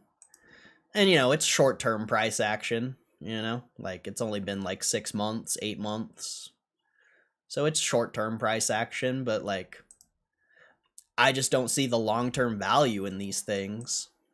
I really don't. And it's not like I don't think AI is going to not be around. Like, I don't think it's going to be like a failing industry or anything like that. I just think the premium you're paying today does not justify the future. Like, for me to be interested in investing in AI, it would just have to completely crash, like, a lot. And that's probably not going to happen. Maybe, maybe. It definitely could. But I just don't know if it is. And even if it did crash, like, big, I still don't think I would be interested in it. I don't know. It would have to be, It would have to be like a fundamental play. I couldn't invest in something just because it's building AI data centers or whatever. Like I couldn't invest because of that. It would have to be for fundamental reasons. Just back it up a year ago to see it's all hyped. It just tanked. Yeah. I mean, we'll see the future or the real value of these things eventually, potentially. My biggest problem with AI is if it works, the working world as we know it will collapse. Like, people won't even see that coming. But if it doesn't work, we'll probably have an insane market crash like crazy. I mean, it'll be like tech companies that crash. You know, fairly valued, good companies probably won't be affected by a tech crash.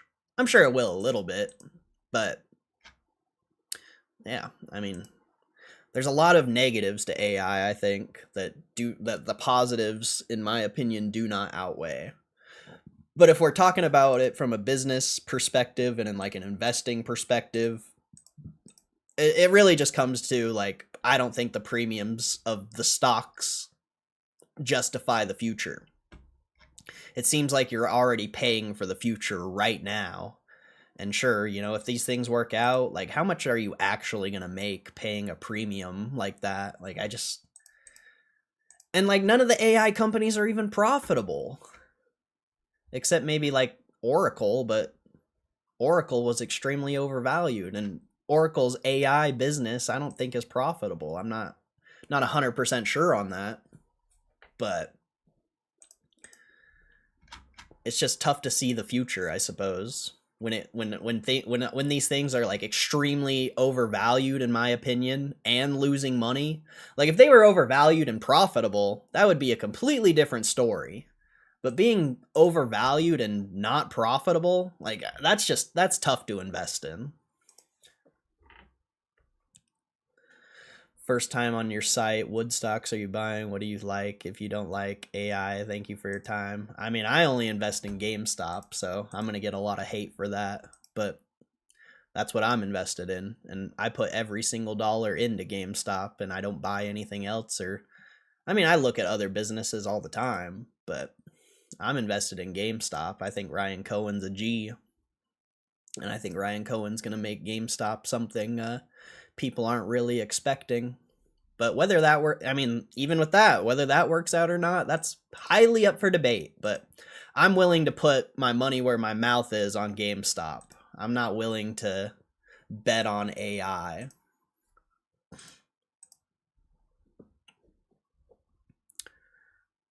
A lot of non-tech do invest a lot in AI, though. It's true. Very true. I mean, to be fair, it's insane to talk about profitable at this point in time, because profit will come when AI actually does useful stuff. And I don't mean making funny pictures. I mean actual value. See, that's where I'm at, though. Like, will it, will it actually be profitable? Like, that's, I think that's the thesis on why people are investing in it. But to me, I'm like, I think that's up for debate. I think that's up for debate whether it will actually be profitable, and will it bring enough profit in to make it worth it. I mean, like you said, the biggest companies in the world are going all in on AI, so they see it. But just personally, as an investor looking at it from like a fundamental perspective, I just can't be positive on it. GameStop's that profitable. Yeah, they had their biggest year last year. I have a bunch of videos on my channel about it if you want to go check it out, but they had their biggest year last year. Nvidia makes $58 billion free cash flow per year. How is that not profitable? Nvidia sells the hardware for these AI companies. Nvidia doesn't make $58 billion on AI. 2026 conference call. That's I will be your operator today. All right, enjoy the earnings call. If you guys want to chat more, I'll be here after the earnings call. February 28th, 2026, in a press release, a copy of which has been furnished in a report on Form 8K filed with the Securities and Exchange Commission, or SEC, and will be available in the Investor Relations section of the company's website. Joining us on today's call are Applied Digital's Chairman and CEO, Wes Cummins, and CFO, Saidal Mohmand. Following their remarks, we will open the call for questions. Before we begin, Matt Glover from Gateway Group will make a brief introductory statement. Mr. Glover, you may begin. Thank you, Abby. Hello, everyone, and welcome to Applied Digital's fiscal third quarter 2026 conference call. Before management begins formal remarks, we would like to remind everyone that some statements we are making today may be considered forward-looking statements under securities laws and involve a number of risks and uncertainties. As a result, we caution you that there are a number of factors, many of which are beyond our control, which could cause actual results and events to differ materially from those described in the forward-looking statements. For more detailed risks, uncertainties, and assumptions relating to our forward-looking statements, please see the disclosures in our earnings release and public filings made with the SEC. We disclaim any obligation or undertaking to update forward-looking statements to reflect circumstances or events that occur after the date the forward-looking statements are made, except as required by law. We'll also discuss non-GAAP financial metrics and encourage you to read our disclosures and the reconciliation tables to the applicable GAAP measures in our earnings release carefully as you consider these metrics. We refer you to our filings with the SEC for detailed disclosures and descriptions of our business, as well as uncertainties and other variable circumstances, including but not limited to risks and uncertainties identified under the caption Risk Factors in our annual report on Form 10-K and our quarterly reports on Form 10-Q. You may access Applied Digital's SEC filings for free by visiting the SEC website at www.sec.gov. I would like to remind everyone that this call is being recorded and will be available for replay via a link available in the Investor Relations section of Applied Digital's website. Now I'd like to turn the call over to Applied Digital's Chairman and CEO, Wes Cummins. Wes? Thanks, Matt, and good afternoon, everyone. Thank you for joining our fiscal third quarter 2026 earnings conference call. This quarter, we continued to differentiate ourselves in the industry. Over 2 years ago, we were one of the first companies to recognize the surging demand for large-scale, high-power density AI data centers and broke ground on our first 100-megawatt facility. This early investment is now paying off in 2 important ways. First, we now operate one of the only 100-megawatt direct-to-chip liquid-cooled data centers in the world online today. This, coupled with key learnings, gives us the experience and the ability to demonstrate to major hyperscalers and others that we can execute on time and deliver fully functional state-of-the-art facilities. Second, what investors are seeing today in our reported financials, including over $44 million in adjusted EBITDA for the quarter across our core businesses, is just the early stages of what we expect to achieve. In the HPC segment, this first 100-megawatt building represents only 1/10 of the total capacity we currently have under construction. While many variables and uncertainty involved in developing large-scale power infrastructure, such as new power plant construction, transmission lines, and regulatory approvals, we currently estimate that we have contracted only a small fraction of our long-term power potential. Turning to execution, all buildings under construction at PF1 and PF2 are progressing on time and on budget. Building large-scale data centers through a North Dakota winter is no small task, but with years of experience and thousands of skilled professionals on site, along with trusted partners such as McGuff, ABB, Adolphson and Peterson, and BASX, we're executing effectively. At Polaris Forge 1, the 400-megawatt CoreWeave campus, the first 100-megawatt building is now operating, and our 1,200 skilled craft professionals are progressing in parallel on 2 new 150-megawatt facilities. At Polaris Forge 2, the 200-megawatt investment-grade hyperscaler campus, both buildings are advancing well, with foundations largely complete and work now shifting to precast erection, as well as mechanical, electrical, and plumbing trades mobilizing for interior fit-out. During the quarter, we also broke ground on Delta Forge 1, a 300-megawatt critical IT load AI factory campus spanning more than 600 acres in a strategic southern U.S. market, with initial operations expected in mid-2027. We have some great videos reflecting our progress on X and LinkedIn pages. Last quarter, we shared we were actively marketing 3 potential sites. During the quarter, we made the decision to delay the South Dakota site as we evaluate its long-term viability and explore opportunities to reallocate the associated power agreements.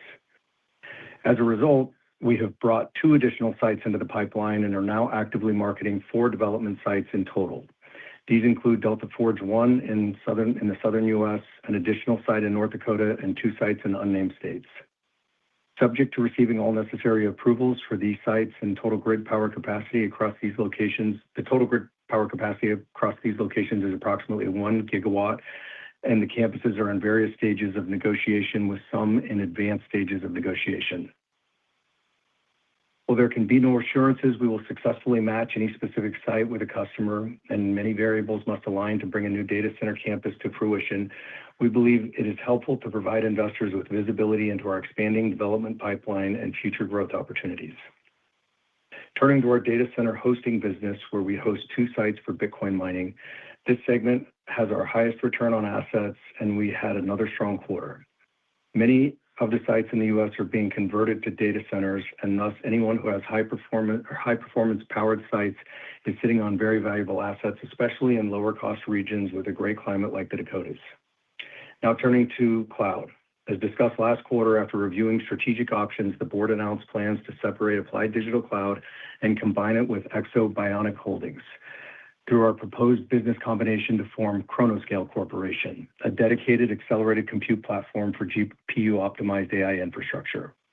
We believe this is an ideal time to pursue this transaction, particularly in light of the significant recent increases in demand and GPU rental rates we're observing in the market. This move positions the cloud business to raise capital independently, create differentiation, and drive accelerated growth with the long-term goal of spinning the business to our shareholders. With that, I'll turn the call over to our CFO, Saidal Mohmand, for a detailed review of financials. Saidal? Thank you, Wes, and good afternoon, everyone. This quarter, we realized a full quarter of lease revenue from our 100-megawatt data center in the HPC hosting business. Going forward, we expect revenues to ramp significantly over the next 12 months as our 250-megawatt buildings come online.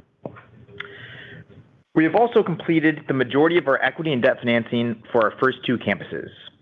Note, this past March, we disclosed a $2.15 billion private offering of 6 3/4 senior secured notes due 2031 to support our 200 megawatts of critical IT load at our Polaris Forge 2 campus.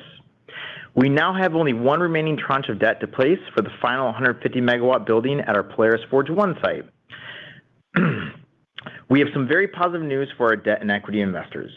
On March 30, 2026, we executed amendments and related agreements with CoreWeave that included restructuring portions of the ELN-02 and ELN-03 leases through a special purpose vehicle, or SPV, subsidiary wholly owned by CoreWeave. This included delivering an unconditional springing parent guarantees from CoreWeave Inc. and securing a $50 million letter of credit. These enhancements were supported by CoreWeave's SPV receiving an investment grade A3 rating, a meaningful improvement from its previous BB rating. We believe this improved credit support not only de-risks the existing 250 megawatts lease capacity, but should also help lower our cost of capital when placing the remaining 150 megawatt tranche, although there can be no guarantees on timing or pricing. Longer term, we expect these enhancements will position us well to refinance that debt at more attractive rates in the future. We are actively working with top institutions to place that debt at the right time and at the lowest possible cost of capital. From here, we believe we have a straightforward financing model. We have access to $4.1 billion in preferred equity from Macquarie Asset Management following a mutually agreed upon executed lease with an investment grade hyperscaler. We would then follow a similar approach for the debt financing. This structure allows Applied Digital shareholders to retain over 85% common equity ownership of future sites while significantly reducing reliance on the public capital markets.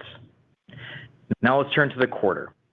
We reported total revenues of $126.6 million, a 139% increase from the comparative prior quarter.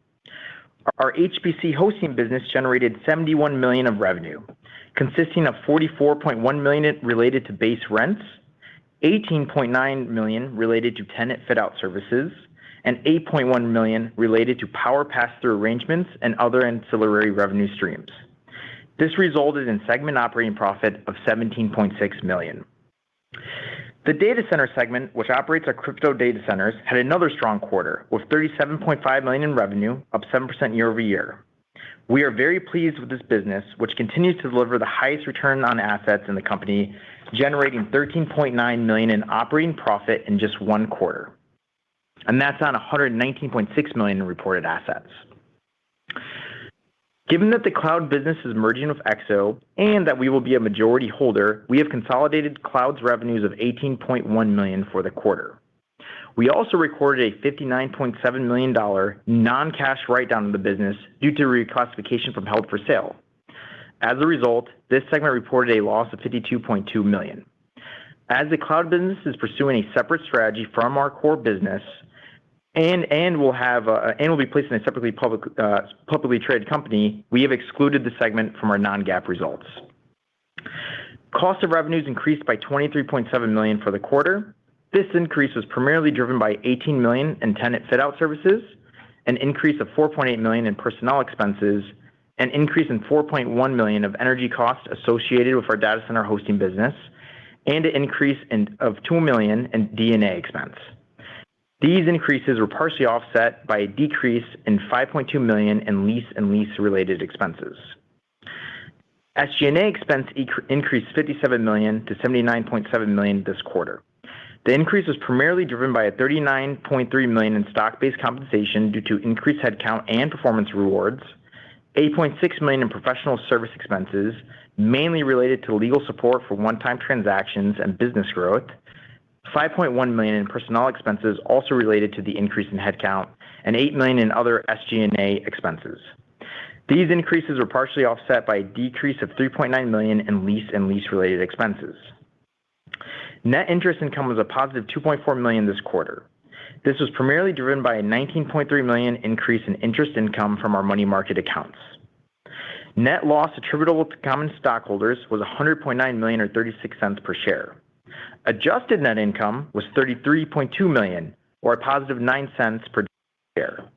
Depreciation for the quarter was approximately $18.5 million, and adjusted EBITDA for the quarter was $44.1 million. Turning to the balance sheet, we are exceptionally well positioned. We ended the quarter with $2.1 billion in cash and cash equivalents against $2.7 billion in debt, with no significant maturities due in the next 2 years and approximately $1.6 billion in equity. Our goal is to maintain one of the strongest balance sheets in the industry throughout the majority of the construction phase, and we believe we are achieving those goals. Now I'll turn over the call to Wes for closing remarks. Thanks, All. We are seeing a clear acceleration in demand for high-performance AI data center capacity as hyperscalers are as aggressive as we've ever seen them. While some have questioned the slower pace of new lease signings industry-wide, I want to be clear. There is significant demand for credible, well-located data center sites almost anywhere in the world. Just 3 months ago, we referenced approximately $400 billion in annual capital expenditures from the largest U.S. hyperscalers. That figure has now been reported to have increased to nearly $700 billion. This represents one of the largest investment cycles in U.S. history, compressed into an extremely short time frame. These enormous investments highlight the intense pressure on power and infrastructure. Leaders such as Elon Musk have publicly stated that even if we utilize all available excess power on the grid, it will still not be enough to meet the demand for new data centers. This concern is so significant it has driven major strategic moves across the industry, including efforts to develop data centers in space. We believe these trends only increase the long-term value of high-quality, low-cost sites like those that we operate today. Recognizing this dynamic early, we are advancing our own power strategy through support of Base Electron, an independent power producer. Base Electron will work with Babcock and Wilcox to build a power plant that will supply initially roughly 1.2 gigawatts of natural gas-fired generation capacity to the grid in the Dakotas region. This power will be in front of the meter and developed in partnership with regional utilities. We are providing this support based on insights gained from discussions with some of the largest hyperscalers in the world. We believe that if we build it, they will continue to come to our region. The objective is to add reliable power to the Dakotas and help contain electricity costs for consumers, reduces the need for utilities to raise capital, and allows for the development of new large-scale sites in the region. Applied Digital is providing limited credit support through a guarantee on the project. As Base Electron successfully raises at least $50 million in financing or completes an IPO, Applied Digital's guarantee will be terminated. In exchange for the guarantee, Applied Digital shareholders will own approximately 10% of this new company. We believe we are once again ahead of the curve by supporting an IPP just as we were 2 years ago when we began building one of the first state-of-the-art liquid-cooled AI data centers. We expect to see more companies follow this model of developing dedicated power solutions in the coming years. We're not only investing in infrastructure and power, we're also investing in our communities through Applied Digital Cares, where we recently awarded our first round of grants supporting important local initiatives in education, health, wellness, innovation, and public safety, including upgrades for local fire departments. In closing, we recently celebrated our 5-year anniversary. In that short time, we have successfully navigated multiple business lines, built billion-dollar state-of-the-art data centers in remote locations, and secured approximately $16 billion in contracted lease revenue. Given the significant demand we are seeing, our focus is on scaling the platform, where new leases will continue to be a natural outcome as we expand across campuses in a disciplined, repeatable way. Our long-term vision is to build a dominant data center region in the Dakotas with multiple hyperscalers while also expanding into strategic locations across the United States. Every new campus we secure is intended to create one of the most valuable annuity streams available, a 15 to 30-year revenue stream backed by some of the strongest credits in the world. Once the site is secured, we will focus on growing that site. Then from a financial perspective, we know that today our cost of capital is higher than it should be, but we plan to refinance that down over time as we shift from project finance loans into ABS or equivalent market at lower rates. We believe that should be the key tipping point where shareholders' return on investment will significantly ramp and the majority of our shareholder value will be unlocked. We believe our first 2 hyperscaler partnerships are just the beginning. We remain confident in our ability to exceed our long-term goal of $1 billion of NOI within 5 years.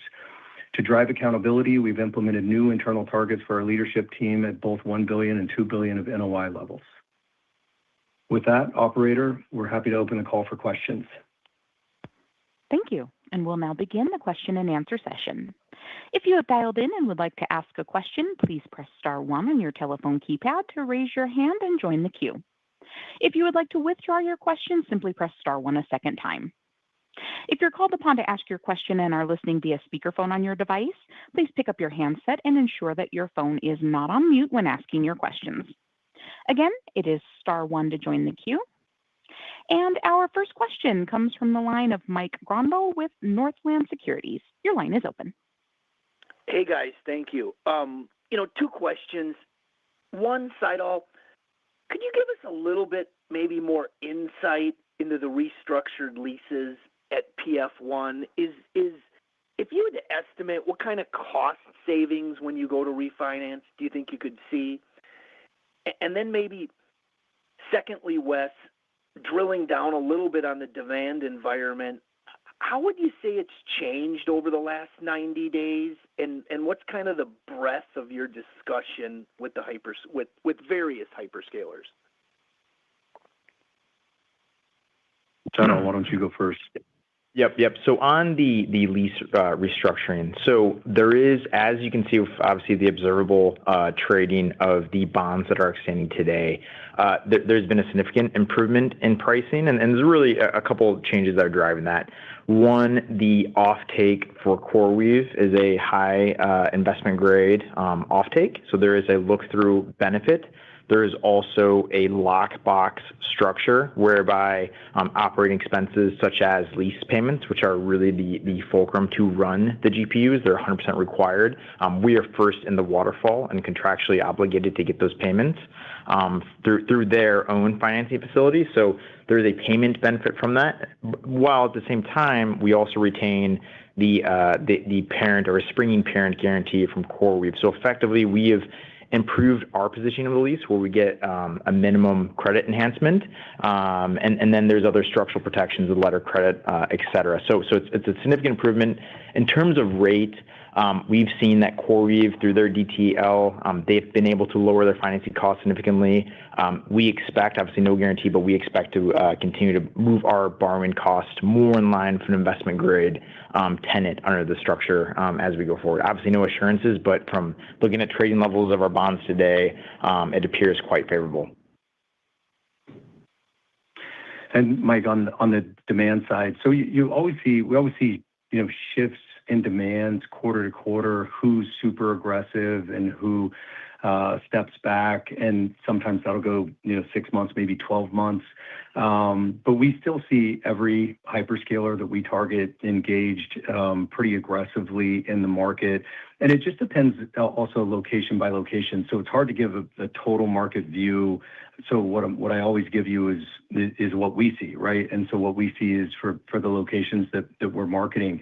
But we see multiple hyperscalers at every location with interest. And when I think about how we go and contract the capacity that is available, all right, so first you have Polaris Forge 1 and 2, now we have Delta Forge 1. We have 2 customers at those separate campuses, and a thing that I think about a lot is 2 things. Diversifying customers. So we have those 2 customers.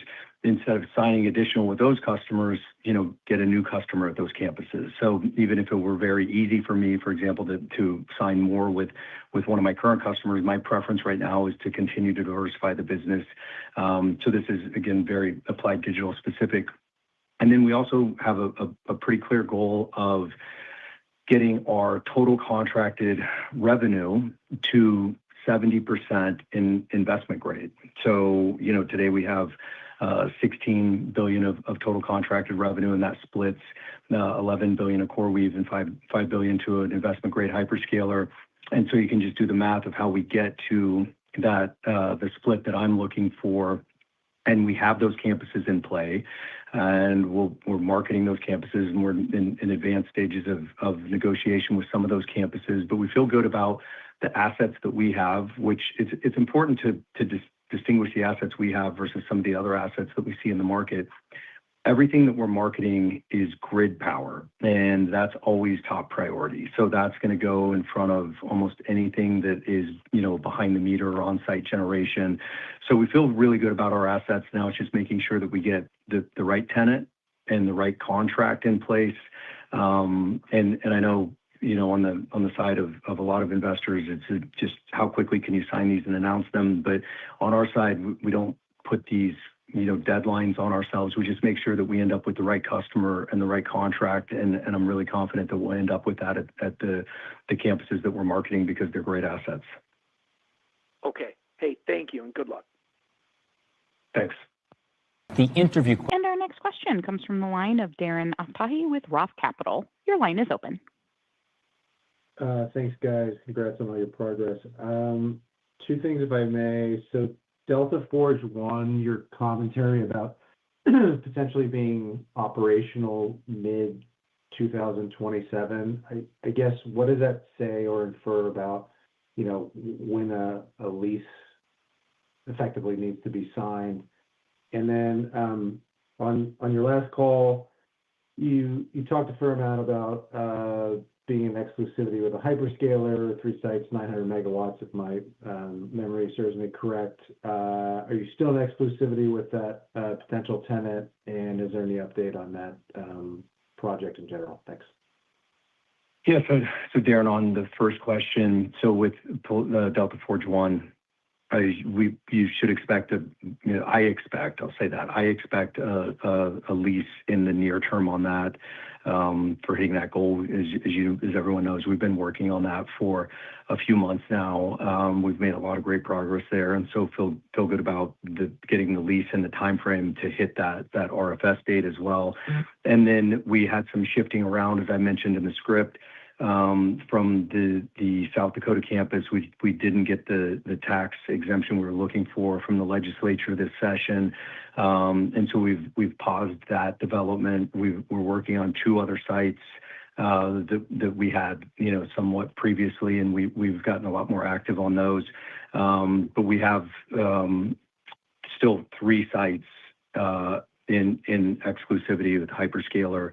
And we'll see how all of that plays out, but we feel really good again about those assets and getting those leases signed. At a minimum, I would say during this year, but I'm more optimistic that it would be more near term. But we're not going to sign a bad lease just to get an announcement on the tape. So, but we feel really good about the progress we've made on those sites.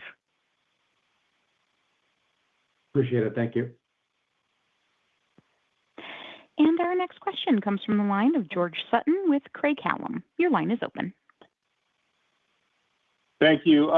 Saidal, for those of us that are non-fixed income guys, I wondered if you could just walk through what it generally means if you go from double B to single A, if you were to go into the refinance market. What kind of spread differential is there? Yeah, great question. So right now, so for, obviously single A is investment grade.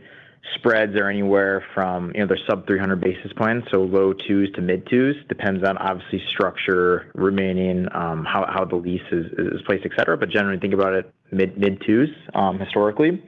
And then for, the double Bs, right, they're generally, single Bs to double Bs can be anywhere from 350 to, 450 basis points, once again, depending on the offtake and the structure of the contract. Okay, so pretty significant. Wes, I'm curious that, I know there's certain sites that you're working on. Some of them have these 6-month moratoriums put on by local counties. My sense is, correct me if I'm wrong, but as time goes on, the ultimate value that you'd get from these same contracts, same properties continues to rise. Is that, in other words, we're all waiting for the near-term deals and all of that, but to the extent that these actually extend out a little further, the value capture for you is ultimately greater. Is that a correct statement? George, it's been the trend we've seen so far. So I think that's, directionally correct. And on those, the moratoriums on those things, we're working through those, and we feel really good about getting through just in an education process. If you look at what we've done in North Dakota specifically, because we have a site that's operating, we went through the process that we have very specific evidence to point to on the Polaris Forge 1 campus in Ellendale, both the economic benefits, but also our impact on ratepayers on the grid. Right, as you've seen, there's been some news on that recently. So since that site has been operational, we've saved ratepayers about $31 million because of the use of the infrastructure there and how we site our campuses and where we take these, and then the work with the community. We get a lot of great reviews, so it's easier for us to continue to do things in that state and educate people and get through those, the moratoriums and the zoning and all of those pieces. So we feel really good about doing that in North Dakota and continuing to expand there. But George, back to big picture on these again, the sites that we have, I think are premium in that they're utility power that's available in 27, and we see a lot of demand for those types of assets. And the goal for us this year, as I stated, the one goal was total contract value, getting 70% investment grade and 30% other or over that number. So you can imagine the type of growth in total contracted value we would need to hit that. But then the goal is really we're marketing 4 new campuses. If we can get to 5 total campuses or 6 total campuses, then all of those campuses grow over time. Some of them grow immensely over time. And so it gives us a really good path to 5+ gigawatts of critical IT load across all of our campuses over time. And for us, I think it's easier once you've landed a customer at a campus, it's an established location, to either expand to that customer at the campus or bring other customers on that campus. So when I look to the future, I look at not only new sites, but expansion of our current campuses. And if we can put ourselves in a position where we have a clear view to 5 or 6 gigawatts just across the campuses that we have already contracted and are looking to contract here this year, it's going to be a really great growth runway for the company and fairly locked in and probably easier for us to do than just continue to add new campuses. Got it. Thank you. And our next question comes from the line of Nick Giles with B. Riley. Your line is open. Hey, thanks, operator. Nice job, guys. So, Wes, I think you mentioned you're marketing 4 sites, one of which is Delta Forge 1, two unnamed sites. And, I think other than maybe Garden City way back when, this is new geographic exposure for you. So what through to the south, and what kind of contrast would you draw between it and your Dakota sites? And was this really a result of customer indications or more Applied-led? Thanks. So Nick, what always drives us first is where power is available. So that's always first when we find our sites, and then it goes to fiber, and then there's a lot of other variables that we look at, and those variables include how crowded is that market. That's one we definitely look at. So why do you want to look at how crowded the market is? One aspect that's good, because the more density you have, it's easier to get more customers there. There's a lot more infrastructure. Right now, it's hard to be in crowded markets because of labor force. So we look at markets where we think we can definitely secure the labor force to go and build these. So, for example, on these, we're not looking at something in West Texas right now. We're in states that are outside of that, so that we can attract a different labor force and make sure that we can build these. We look at states that are definitely pro-business and business friendly, have governors and legislatures that want data centers in their state. They're looking to expand business. So it's a lot of different variables, but it's always first driven by power and power availability and when it's available. And we're still very focused on grid power. We've looked at a lot of projects where people have what they call powered land, but what they really have is they have land, and then they have a gas pipeline that runs nearby where you can do offtake for gas, and then you need to figure out power generation, and you typically do off-grid. We're seeing some of those projects happen. I think but what we see is the preference by far for the hyperscalers that we're looking to work with is that the grid power is definitely still the preferred solution, and so those are the kind of sites we keep developing, and that's what we continue to market. Got it. Makes sense. Appreciate that, Wes. And then it sounds like things are on track, but just would be nice to get an update on the next building at PF1. Can you just remind us when we would first see revenue recognition? I think the guide is sometime in mid-2026. Yeah, RFS date for PF1 is July 1st, I believe. And Nick, just to remind you how these buildings energize. So they have 6 data halls in each building. You don't energize all 6 at the same time. So in July, you'll energize some of the data halls, and I believe they're all energized. So it goes July, August, September, and then they'll be fully energized.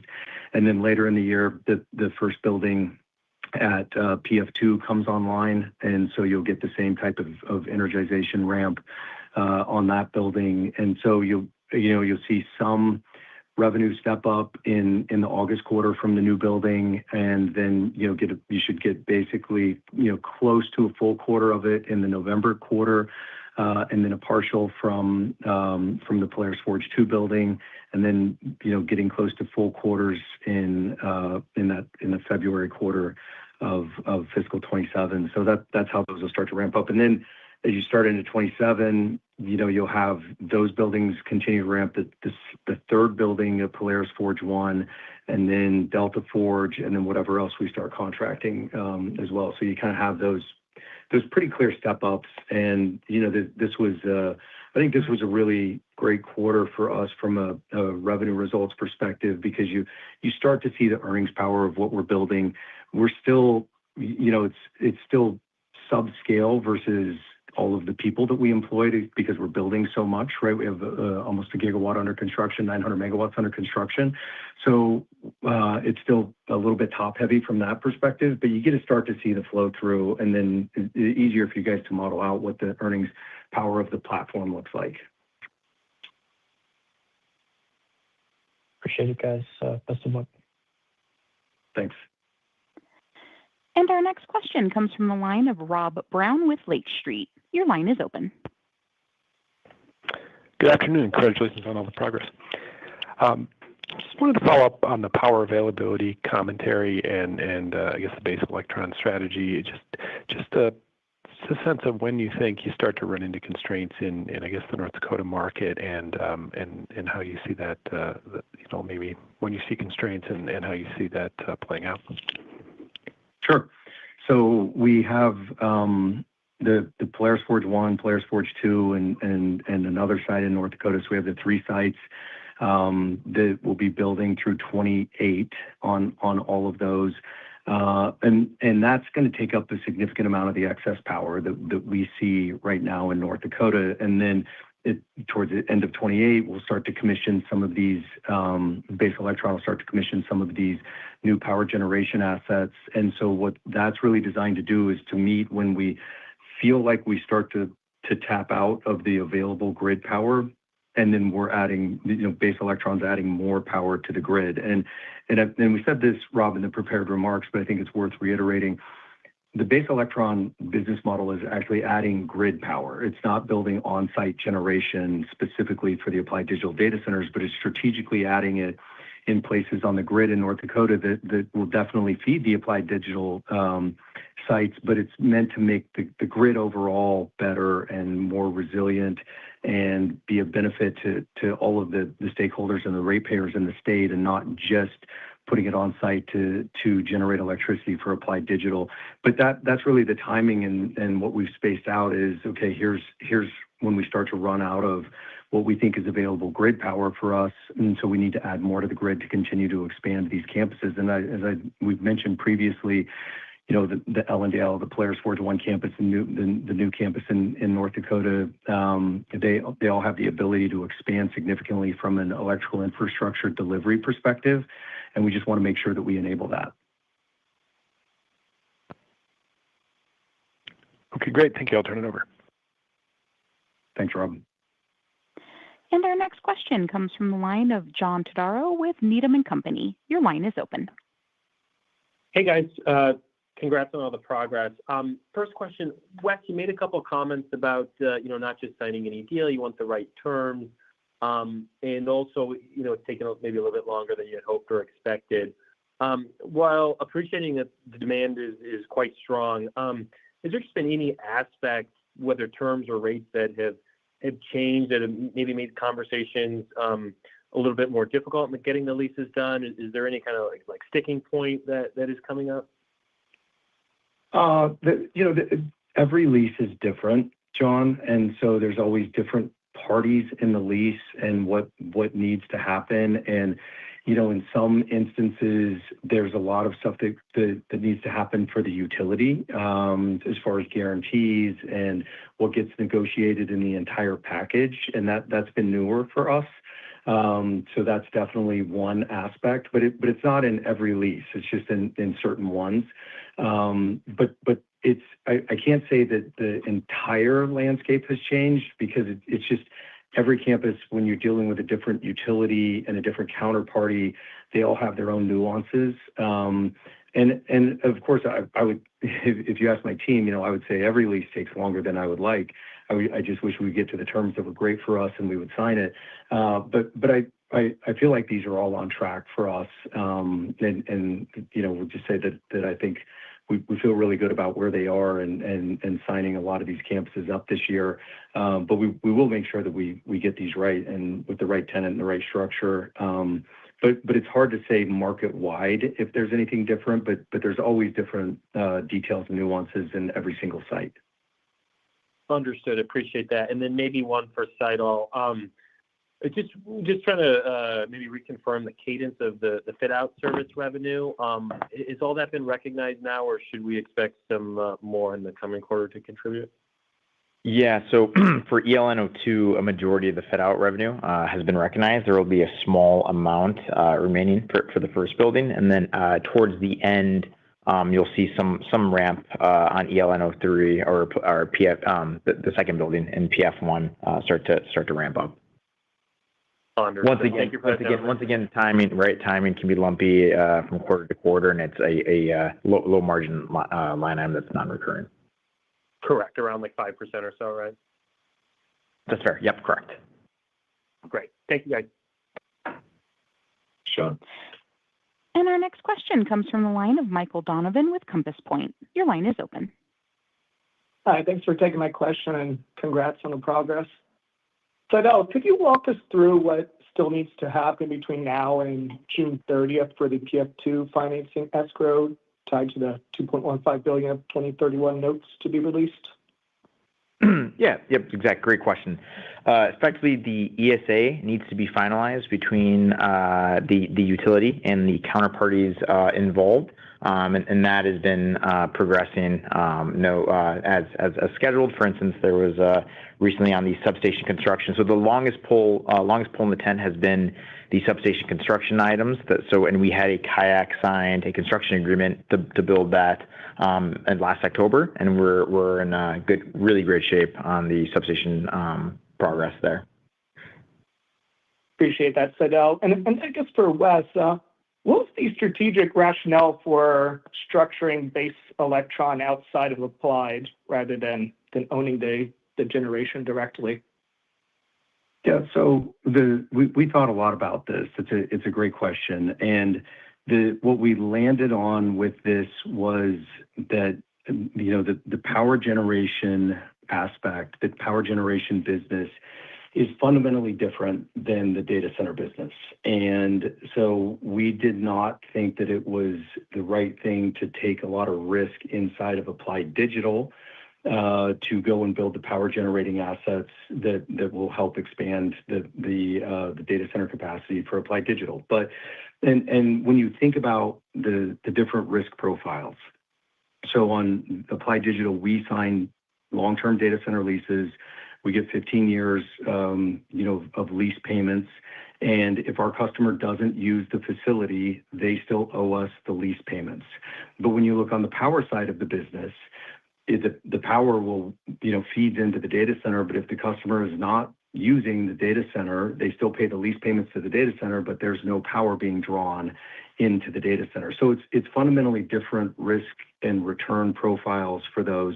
So it's been created as a separate company. Applied Digital will have ownership in that company, so the Applied Digital shareholders get upside of the success in Base Electron, but take no risk on the downside of any catastrophe that happens inside of that. So we expect it to eventually trade publicly as well, so people can choose if they want to have power generation exposure, if they want to have data center exposure, and now as Chronoscale spins out, do you want to have GPU cloud exposure? So you really get those choices instead of us just forcing it into Applied Digital, where there could be some upside to shareholders, but it creates a totally different risk profile for the company, in our opinion. And so I think it was the right choice to put it outside, let it create its own capital stack. Investors come in and put capital into the business. It'll need to raise its own capital to go build these assets. But that was really the fundamental choice as to why it's not just folded as another unit inside of Applied Digital. Thanks, Wes. Appreciate the added color. I'll hop back in queue. Yep. And our next question comes from the line of Paul Meeks with Freedom Capital Markets. Your line is open. Thank you, guys. Excuse me if this was asked and answered, but do we still have 100 megawatts at PF2 that is still uncontracted? That's correct. And going forward, you'll make an announcement, not to who the hyperscaler may or may not be. Those are always easy to figure out, but you will make an announcement when it is contracted? Yes. And we do expect that to be contracted in the near term. Thank you. Next question is for both PF1 and PF2. Are you sticking with the site NOI margins that I think you last showed in a presentation last fall? That is correct. Yep, that is correct. So high 80s to 90s is the range that we've been operating at on a cash basis. Great. And last quick one. When you meet this 5-year NOI target, you're going to start with the project financing and then switch over time. But once we get there, 5 years out, what does your firm's capital structure look like? So, and this is Seidel. So there's a couple of different ways. So one, as you complete the construction period and construction risk is removed from the overall financing, your cost of capital comes down. If you look at some of the private peers, leverage tends to be very high, in excess of 10 times NOI. We feel it's a prudent way to be in that 5 to 6 times NOI leverage, which when you're against, call it high investment grade and investment grade credits for long-term leases with escalators. That's very prudent. So I think as you get to that 5-year mark, once our platform is fully humming, and as we surpass our NRI goals of $1 billion and $2 billion of NOI, that, call it 5 to 6 turns of leverage is prudent. Now, once again, the caveat being there's always going to be new potential opportunities that we're building out, and we are also opportunistic across the spectrum for financing, with the view of always having paper that is constructive both for shareholders and obviously for other stakeholders in the company as well. Appreciate it. Thank you, guys. And ladies and gentlemen, that concludes our question and answer session. I will now turn the conference back over to Wes Cummins for closing remarks. Thanks, everyone, for joining us today. And I want to make sure that I thank all of our employees who are working overtime to make all of this a reality for the company and its shareholders, and look forward to speaking with you in July. Ladies and gentlemen, that concludes today's call, and we thank you for your participation. You may now disconnect. Oh, these guys are cooked, bro. These guys are cooked. The only positive thing I heard is that if whoever buys their lease or gets the lease for their data center, if they end up like failing or something, they have to still continue to pay the lease payment. Like, that's the only positive thing I heard. I think these guys are cooked, bro. I don't know. This does not seem good. I don't think they liked that last question where the guy's like, you guys are still sitting on that 100 megawatt facility and it's not even leased out yet. Like, I don't think he wanted to answer that question. Oh man, that does. Whew. Good luck to you, APLD investors. Hopefully it works out for you, but that was cooked, bro. That was cooked. That does not say this does not sound good. Like, I don't know. I don't know how you could be bullish on this.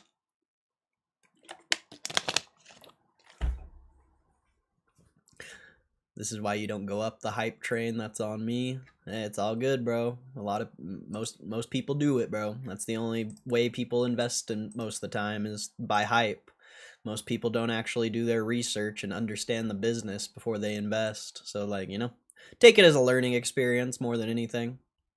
And you never know, maybe long term it could work out. Like, I'm not saying it can't. I mean, I think it looks cooked. Like, I don't think this business looks good at all. It looks like it's only getting worse. So, personally, I don't think it's any good, but that doesn't mean in 5-10 years it like couldn't work out. I don't like anything about this. I don't like anything about this. James O'Leary, what's up, bro? I don't know if you're still here, but what's up? Justin, what's up, Justin? That Intel looking good. Yeah, I saw Intel was up a ton today. And I don't know if Slevin Snipe is here still. I kind of agree with you in some ways, but in some ways I don't know if I agree with you.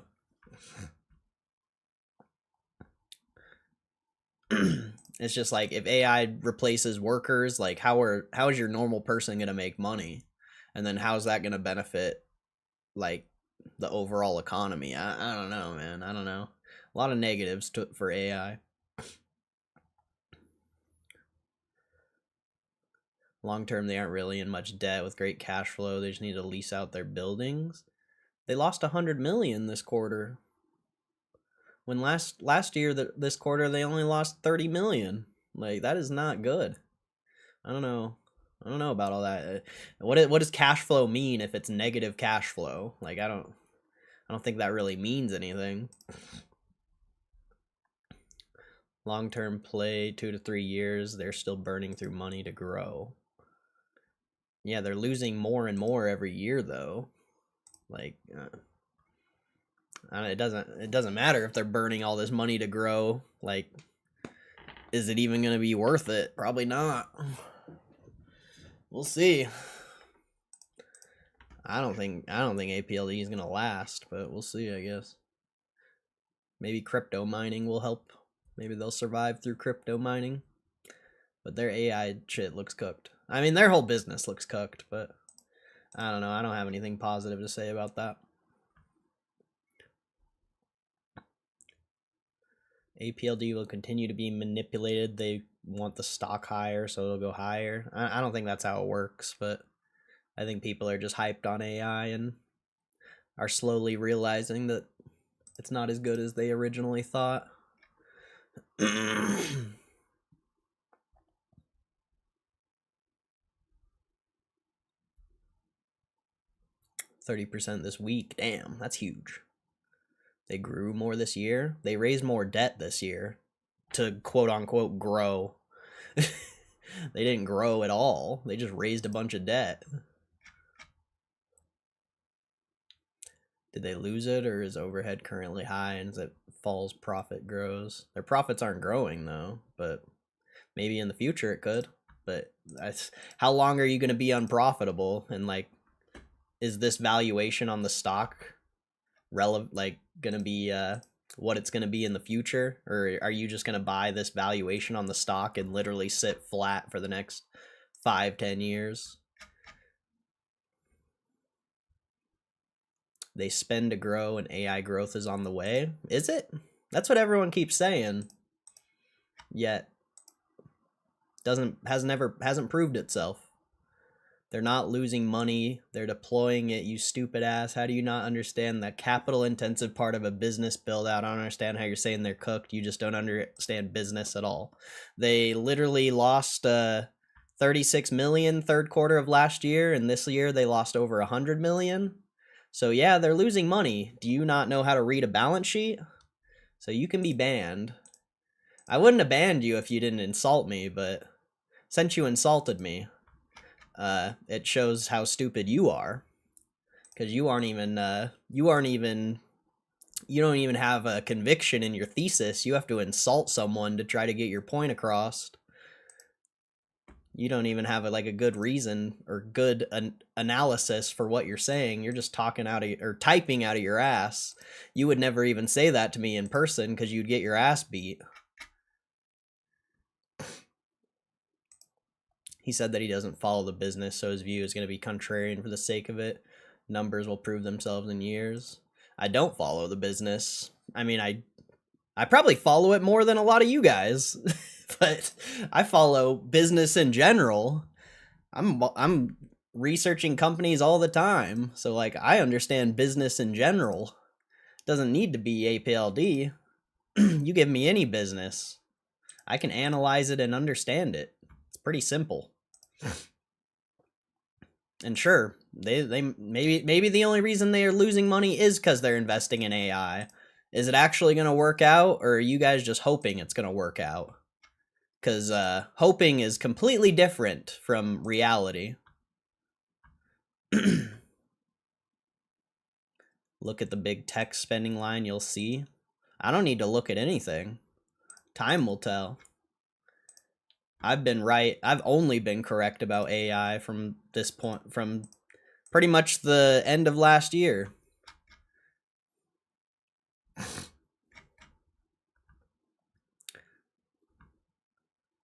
Can I see one more ad? I haven't seen enough. Well, get an ad blocker or try to get YouTube Premium instead of being a brokey. Isn't that a simple solution? 5'7", 130 pounds, talking about beating someone's ass.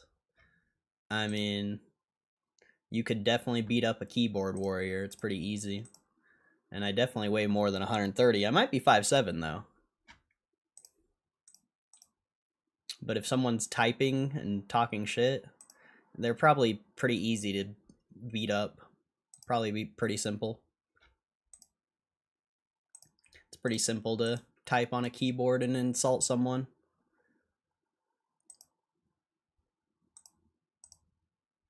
It's pretty easy. I think you guys are just trying to justify your shitty investment, honestly. I think that's really what it comes down to. It's how it's been with all of these AI companies. You guys are just trying to justify a shitty investment. Oh, you're insulting? Oh, that's fine. I definitely don't weigh 235. That's crazy. But maybe you'll stop being broke and get YouTube Premium. Or maybe you'll like grow like half of a brain and get an ad blocker. Pretty simple. Pretty simple to get an ad blocker or not be a broke ass and get a YouTube premium. It's pretty simple solution, especially if you're going to complain about ads.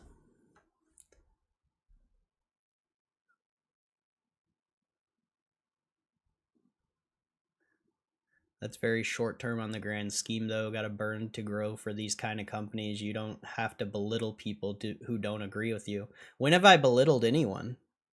I'm the one who's getting shit on in the chat. So like, are we in the same realm, or are you just like typing? That's crazy. I literally haven't belittled anyone besides the people who are talking shit. So I don't know. And I think I know more about business than all of everyone here. So, you know, time will tell. Time will tell.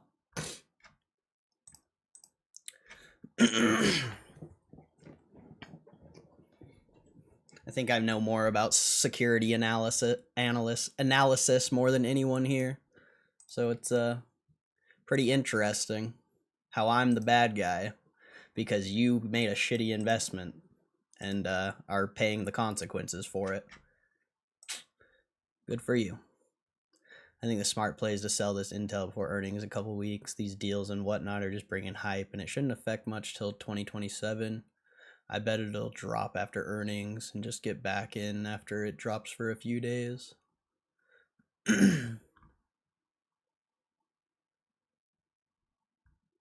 Wait. Oh, yeah. Maybe. You never know. I don't really pay attention to Intel. It could be a good time to sell, but you never know.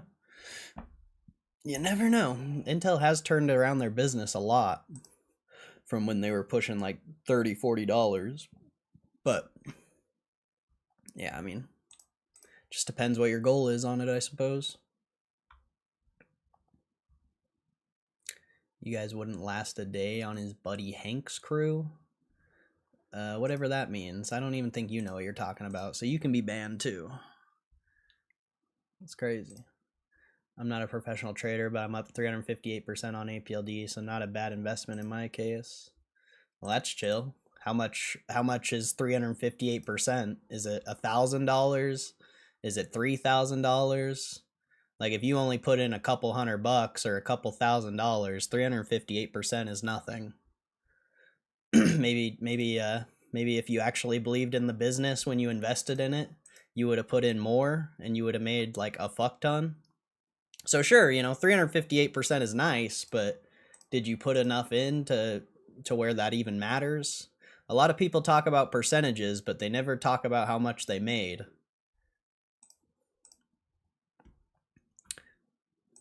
I don't know if percentages matter if you only made like $1,000.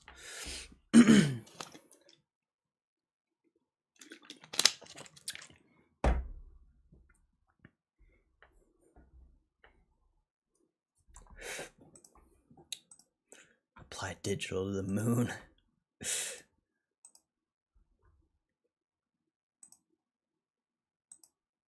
Just under 8K in profit, which is a lot for me. Apologies, you're right. 358% of a couple dollars isn't much. Well, 8K is decent, man. That's decent. That's decent. I think the whole point of what I was saying though is like if you truly believed in it, you would have put in like, you would have put in $8,000 or more, and you'd be up like 20, 30K. That's really like the point I was trying to make. Like that's great. That's great. Unrealized profit I haven't sold. I sell covered calls on it though. Oh, that's sick. You gotta love income. Income's great. I put maybe 200K, made 400 on calls. Now I just run covered calls. Hey, if they skyrocket, cool. If not, I'm happy with my turns holding tests and NVIDIA on my overall account. Well, nice. That's great. That's great. If you're that confident in it, I can't hate. But most people don't put in that much money. Most people like put in $1,000 and they think they're cool. If you're putting in a few $100,000, I mean, that's great. That shows your conviction. Most people don't do that.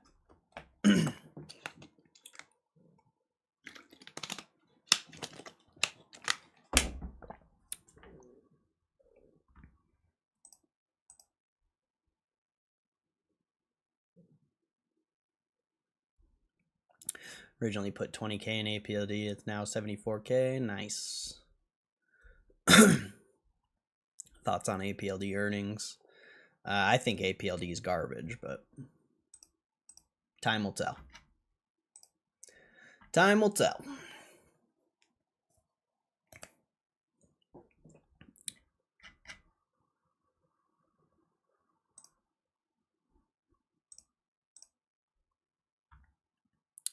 It's not a very popular opinion. If you were here for the past like little while, people like investing in businesses that lose money, and then trying to like say it's because they're investing or whatever, and it'll be profitable in the future. I think that's up for debate. I think that's like what you hope. That's what you hope. That's your thesis, but is it going to be profitable in the future? I think we'll see. I think we'll see.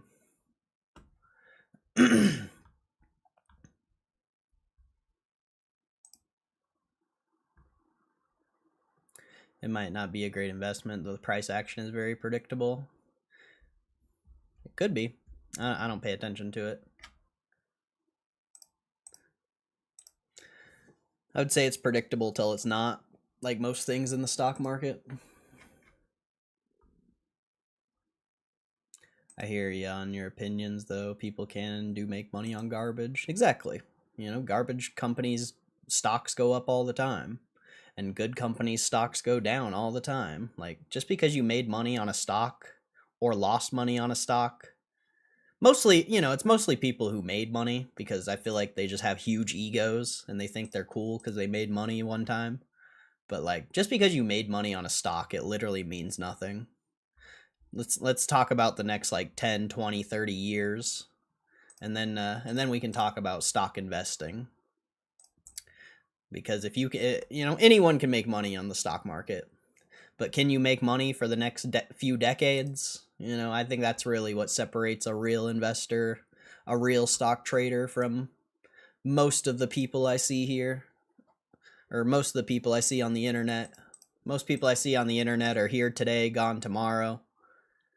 I've been doing this for a long time. I've seen a lot of people come and go. 10, 20, 30 years, 50, until you die, if you're able to be a profitable trader, investor, that's respectable. But if you made money on a trade, or you made money like 1 year and you think you're cool, I don't know. I just can't relate. I just can't relate. I've made a bunch of money on the stock market, and there's been years I've lost too, but making money on a stock doesn't mean anything.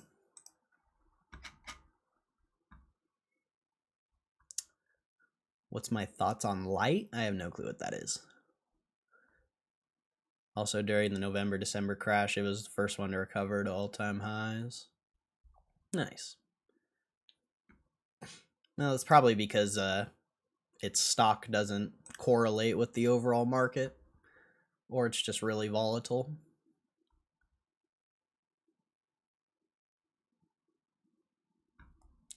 Price action's predictable, then that would mean for the time being it's easy to make money on trading or selling shares.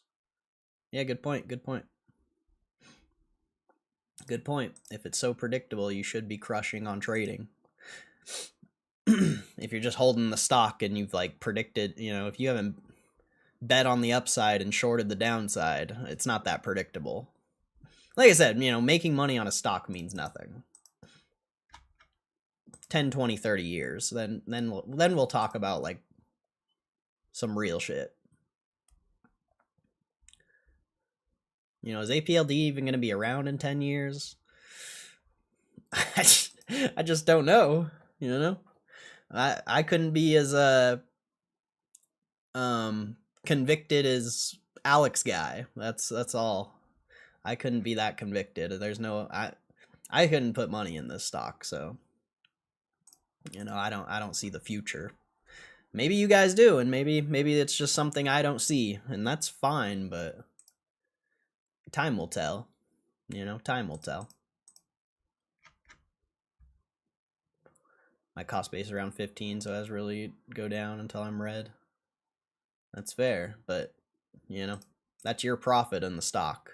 I feel like a lot of people have this idea that like the profit you make on a stock isn't yours. Like, sure, your cost basis is 15, but all the money you have in the stock right now is yours. So if it does go back that low, which, you know, debatable whether that's going to happen, you are going to lose money. You're just not going to lose your original investment, I suppose.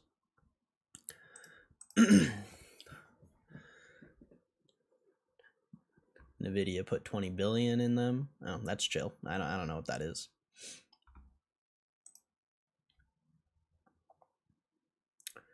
But I wouldn't you know, maybe it could be a trade, but I wouldn't invest in something just because Nvidia put money into it or something. Like, that's not, it's probably overvalued if that's the case.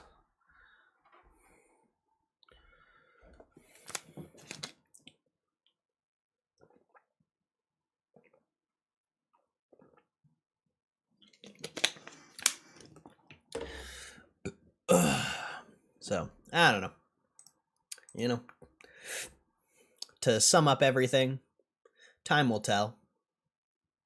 Time will tell all.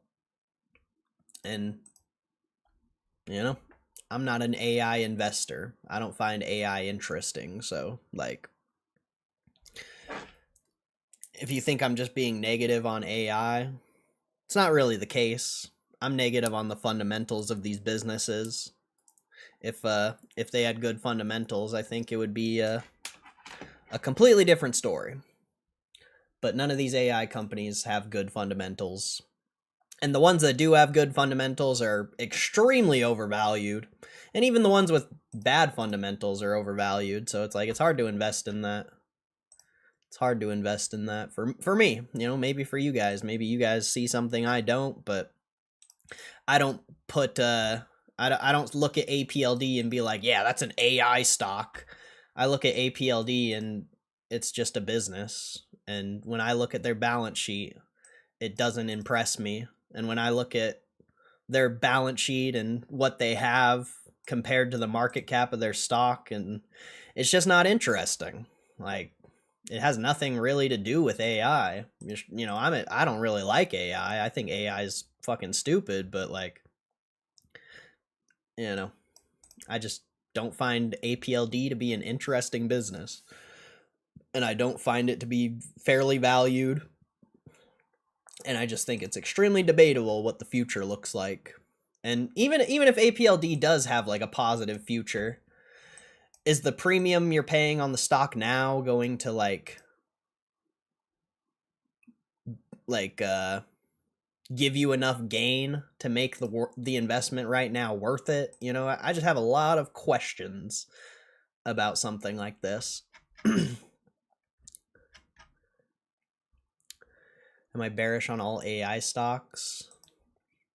I don't know all of them, but most of them are overvalued, so I guess I am kind of bearish, but a lot of them have lost a lot of value since I first started being an AI stock hater or whatever you want to call it. You know, I've been talking about AI stocks being overvalued for almost a year now, and a lot of them have only gone down since then. So like, you know, maybe at this point some of them could be fairly valued. I don't know. I don't really pay attention. But I'm just bearish on overvalued stocks. It really has nothing to do with AI or anything. I just think, you know, AI is just a lot of the businesses that seem extremely overvalued to me. So, you know, it's hard to be bullish on something I think is extremely overvalued. All is patience. Keep holding if you believe. That's all you can do. That's all you can do. Nvidia took their money out because they made a profit off them. They didn't reinvest directly again because they are a competitor. See that? It's a good context there. You know, Magoo might not be updated on his analysis. Have you used AI? It's becoming incredibly useful tools for so many areas. I mean, of course I've used AI, but I don't find it interesting. I don't find the how it's raising prices for your average consumer to be beneficial to the economy as a whole. I just see a lot of negatives with AI that maybe a lot of people don't see. A lot of people are extremely bullish on the future of AI, and sure, maybe it does work out, but like, I'm not interested in it. And I don't know if the quote unquote usefulness outweighs the negatives. I think that's very debatable. What's my favorite stock at the moment? I like GameStop. And I just think the stock's fairly valued compared to the business, and I think the business is very interesting long term. And it could be potentially a little bit overvalued, but I think the potential for a risk-free trade in the future, in a shorter amount of time in the future, that's really like what it comes down to. Is I think there's a lot of risks investing in something that's potentially overvalued, like APLD or like a lot of stocks. I think GameStop could potentially be a risk-free trade in the future. Maybe. We'll see. We'll see. If you ignore AI, you're really falling behind. As a software engineer, I can tell you it's real magic and the speed by which it's improving. I'm speechless. There's definitely one of the reasons for overvaluation. I'm perfectly okay with falling behind because I don't think the premium you're paying for an AI company today is necessarily what it's going to be worth in the future. A lot of these AI companies are going to be bankrupt in 5-10 years, most likely. So, like, you also have to pick the right one. And, which ones are going to be the winners? I don't think that's clear.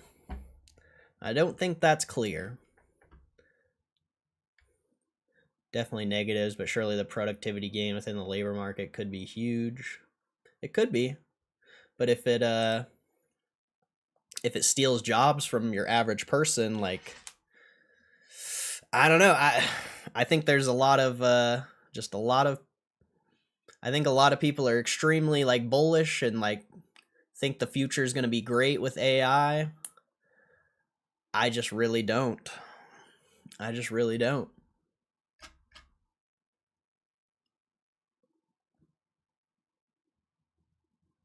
He has a moral viewpoint on AI. It's inevitable, man, plain and simple. Well, of course AI is inevitable, but it has nothing to do, like, investing in AI has nothing to do with AI itself. It has to do with the overvaluation of the stocks compared to the businesses, and the future is completely unknown. So, like,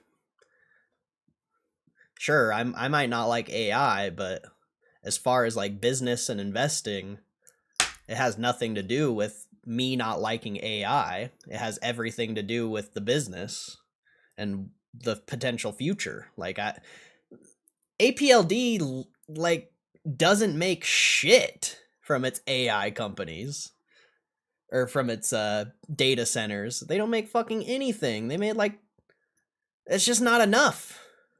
It's not enough to justify the premium.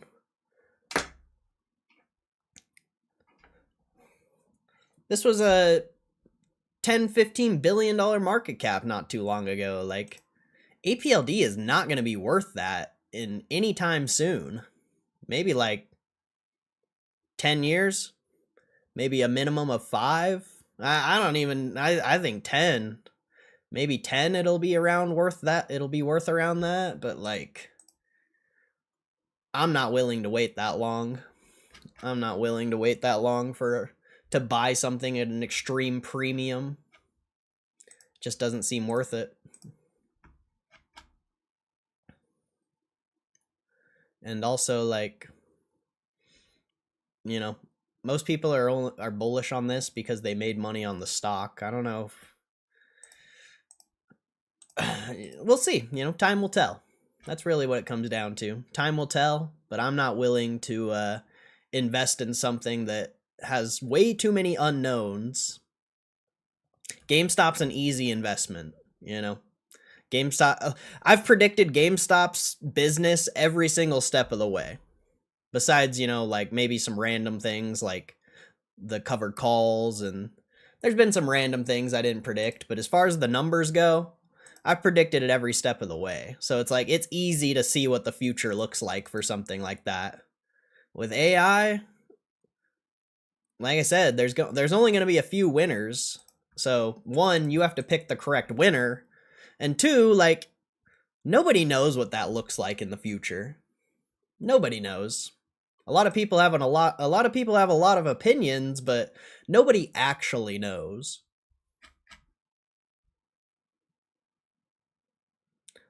Currently have mentee who had no chance in the job market if AI wasn't a thing these days. I don't know what you mean by that. Isaiah, what's up, bro? Finally made it to a live show this week. You were here yesterday, weren't you? I swear you stopped in yesterday.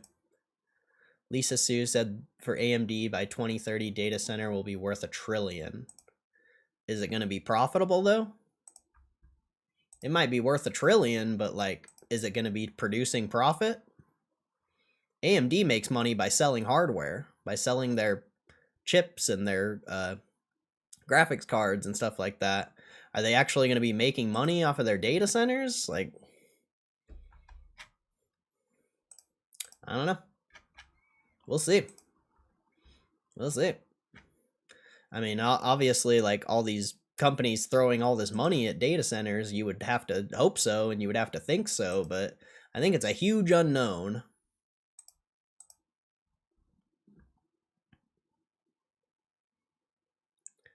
I think humane jobs will finally get the attention and financial support they need. AI will take a lot of jobs, but not all jobs. True. True. I just woke up, so can you guys tell me if it was optimistic or not? I mean, there's a lot of people in the chat that are optimistic, so I guess it just depends how you view it.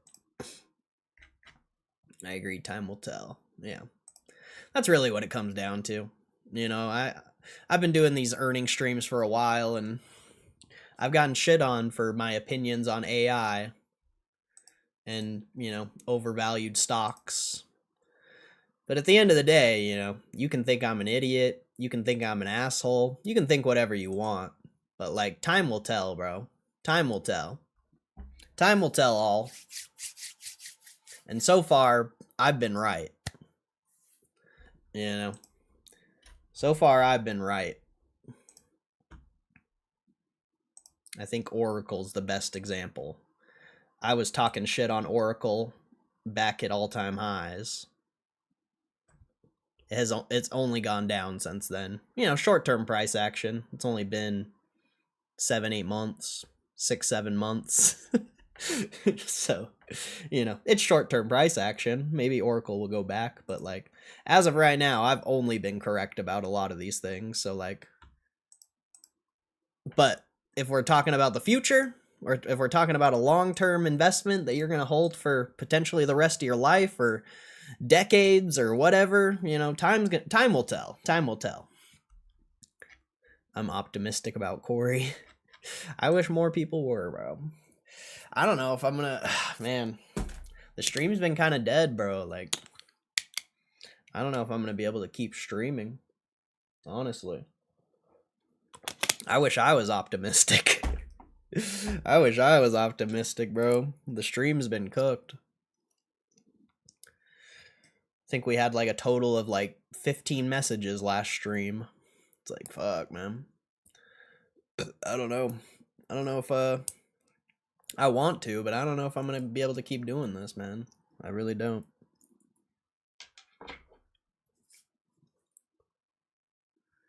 SpaceX IPO will be crazy due to being part of the Peter Thiel Portfolio Founders Fund. Can't wait to see how it looks. I mean, I'll stream the SpaceX IPO, but I would never invest in that. That's going to be so overvalued when it gets released. That's going to be ridiculous, man. It might be some good trading opportunities. I think there'll be some good trading opportunities, but I would never invest in SpaceX IPO. I've observed everybody stream. Everyone's hurting bad. Their nonsense caught up to them. Give it time, Corey. Give it time. I'll try, bro. I'm gonna try. I'm just losing. It's just tough, bro. It's tough. I don't make a lot doing this, so that part of it as well makes it tough. You should quit. Maybe I will. Maybe I will. Maybe you should quit.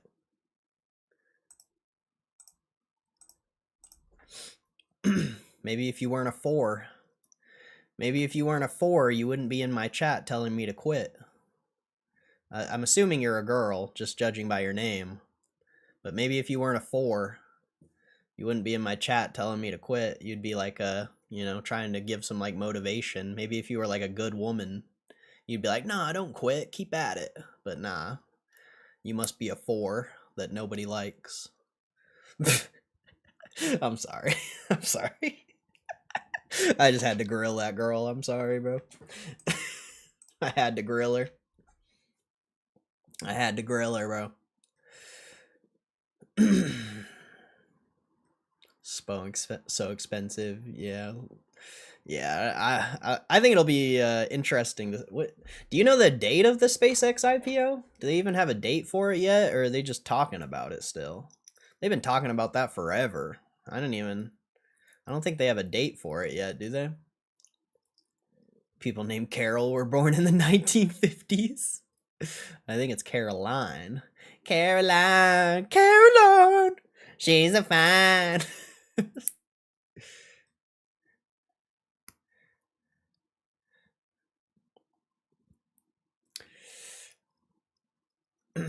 Yeah, I guess I don't watch other people's streams, so I don't have like that perspective, I suppose. I just see my stream.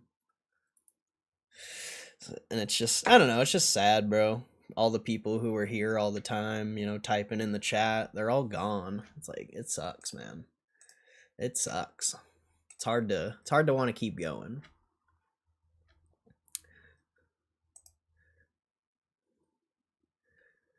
Been looking strong from $5 to 18 G's. Good profit there. They said April for SpaceX, but no date for April. BW? What's BW? I don't know what that is. Oh, this is that thing they were talking about in the earnings report. Holy shit.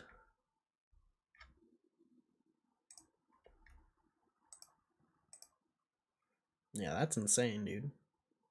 A freaking what is that? Like almost like a 7-8x, almost an 8x in damn, that's a pretty quick 8x in like 6 months.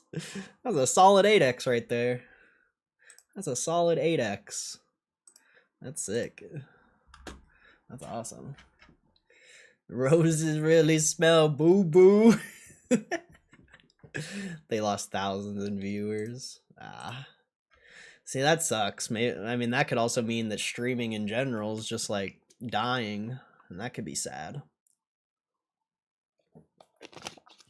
I mean, it's not the best median for entertainment in a world of like TikTok and stuff.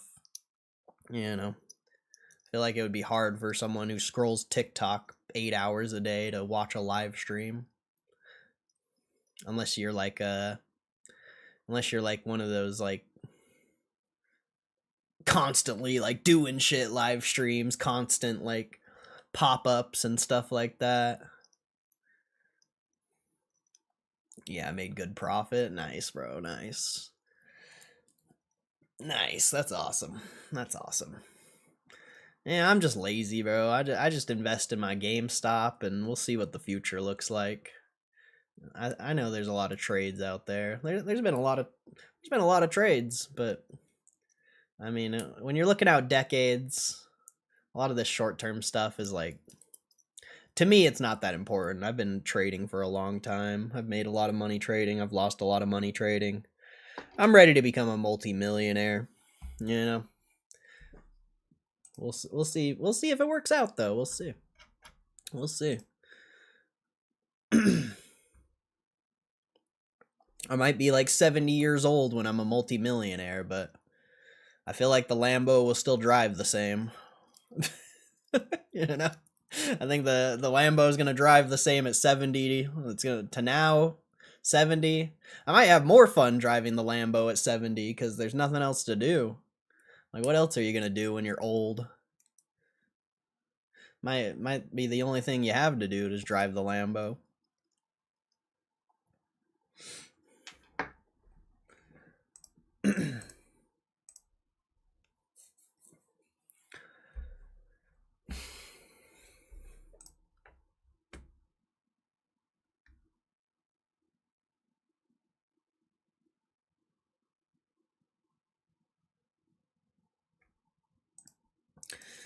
But yeah, that was a decent stream.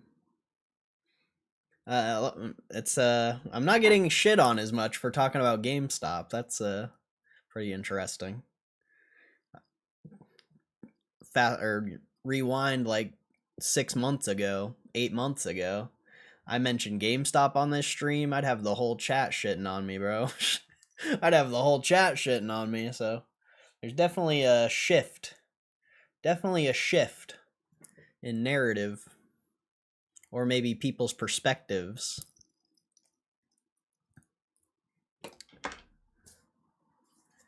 Shall see how the investors react tomorrow for Apld. Yeah, I think all this short-term price action after hours doesn't mean much. But that was, I mean, to me, that was not a good earnings report. They need to step it up for sure. They need to step it up. And they raised more debt. They raised 2.5 billion at basically 7%, so I mean, it's convertible notes, but still, like, at this point, it seems like it's only going to get worse. So, like, I don't know. How long is it going to be until it becomes, like, a profitable thing?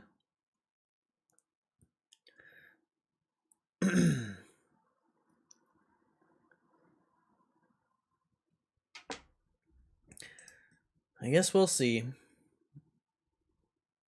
But, you guys got anything else? I think I'm about to get out of here.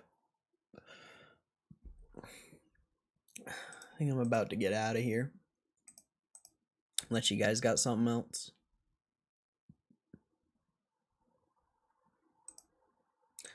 But it should be live tomorrow. Probably same time. Just get on for like an hour or two. Read some stuff. Look at some news. But I guess you got WD-40 earnings tomorrow, but I mean, who's invested in WD-40? I don't know. Keep holding. Thank you for the stream. God bless. Keep pushing. Hey, God bless, Raphael. You have a good one, bro. Hopefully we see you again. Enjoy the rest of your day. Much love, bro. Later, Isaiah. Have a good one, bro. Justin, if you're still here, appreciate you. Have a good one. I don't know who's still here, but I appreciate you guys. If you're an OG in the stream, thanks for always supporting. If you're new, thanks for giving the stream a chance, and hopefully we'll see you again. I'm live whenever, basically every day, at least for like an hour or two, sometimes more. We used to do like 7-hour streams, but not so much anymore. Maybe one day we'll get back to those, but who knows. But I appreciate you guys. I'll see you tomorrow for WD-40 earnings, and we'll see how that goes. So, God bless you. Have a good rest of your day.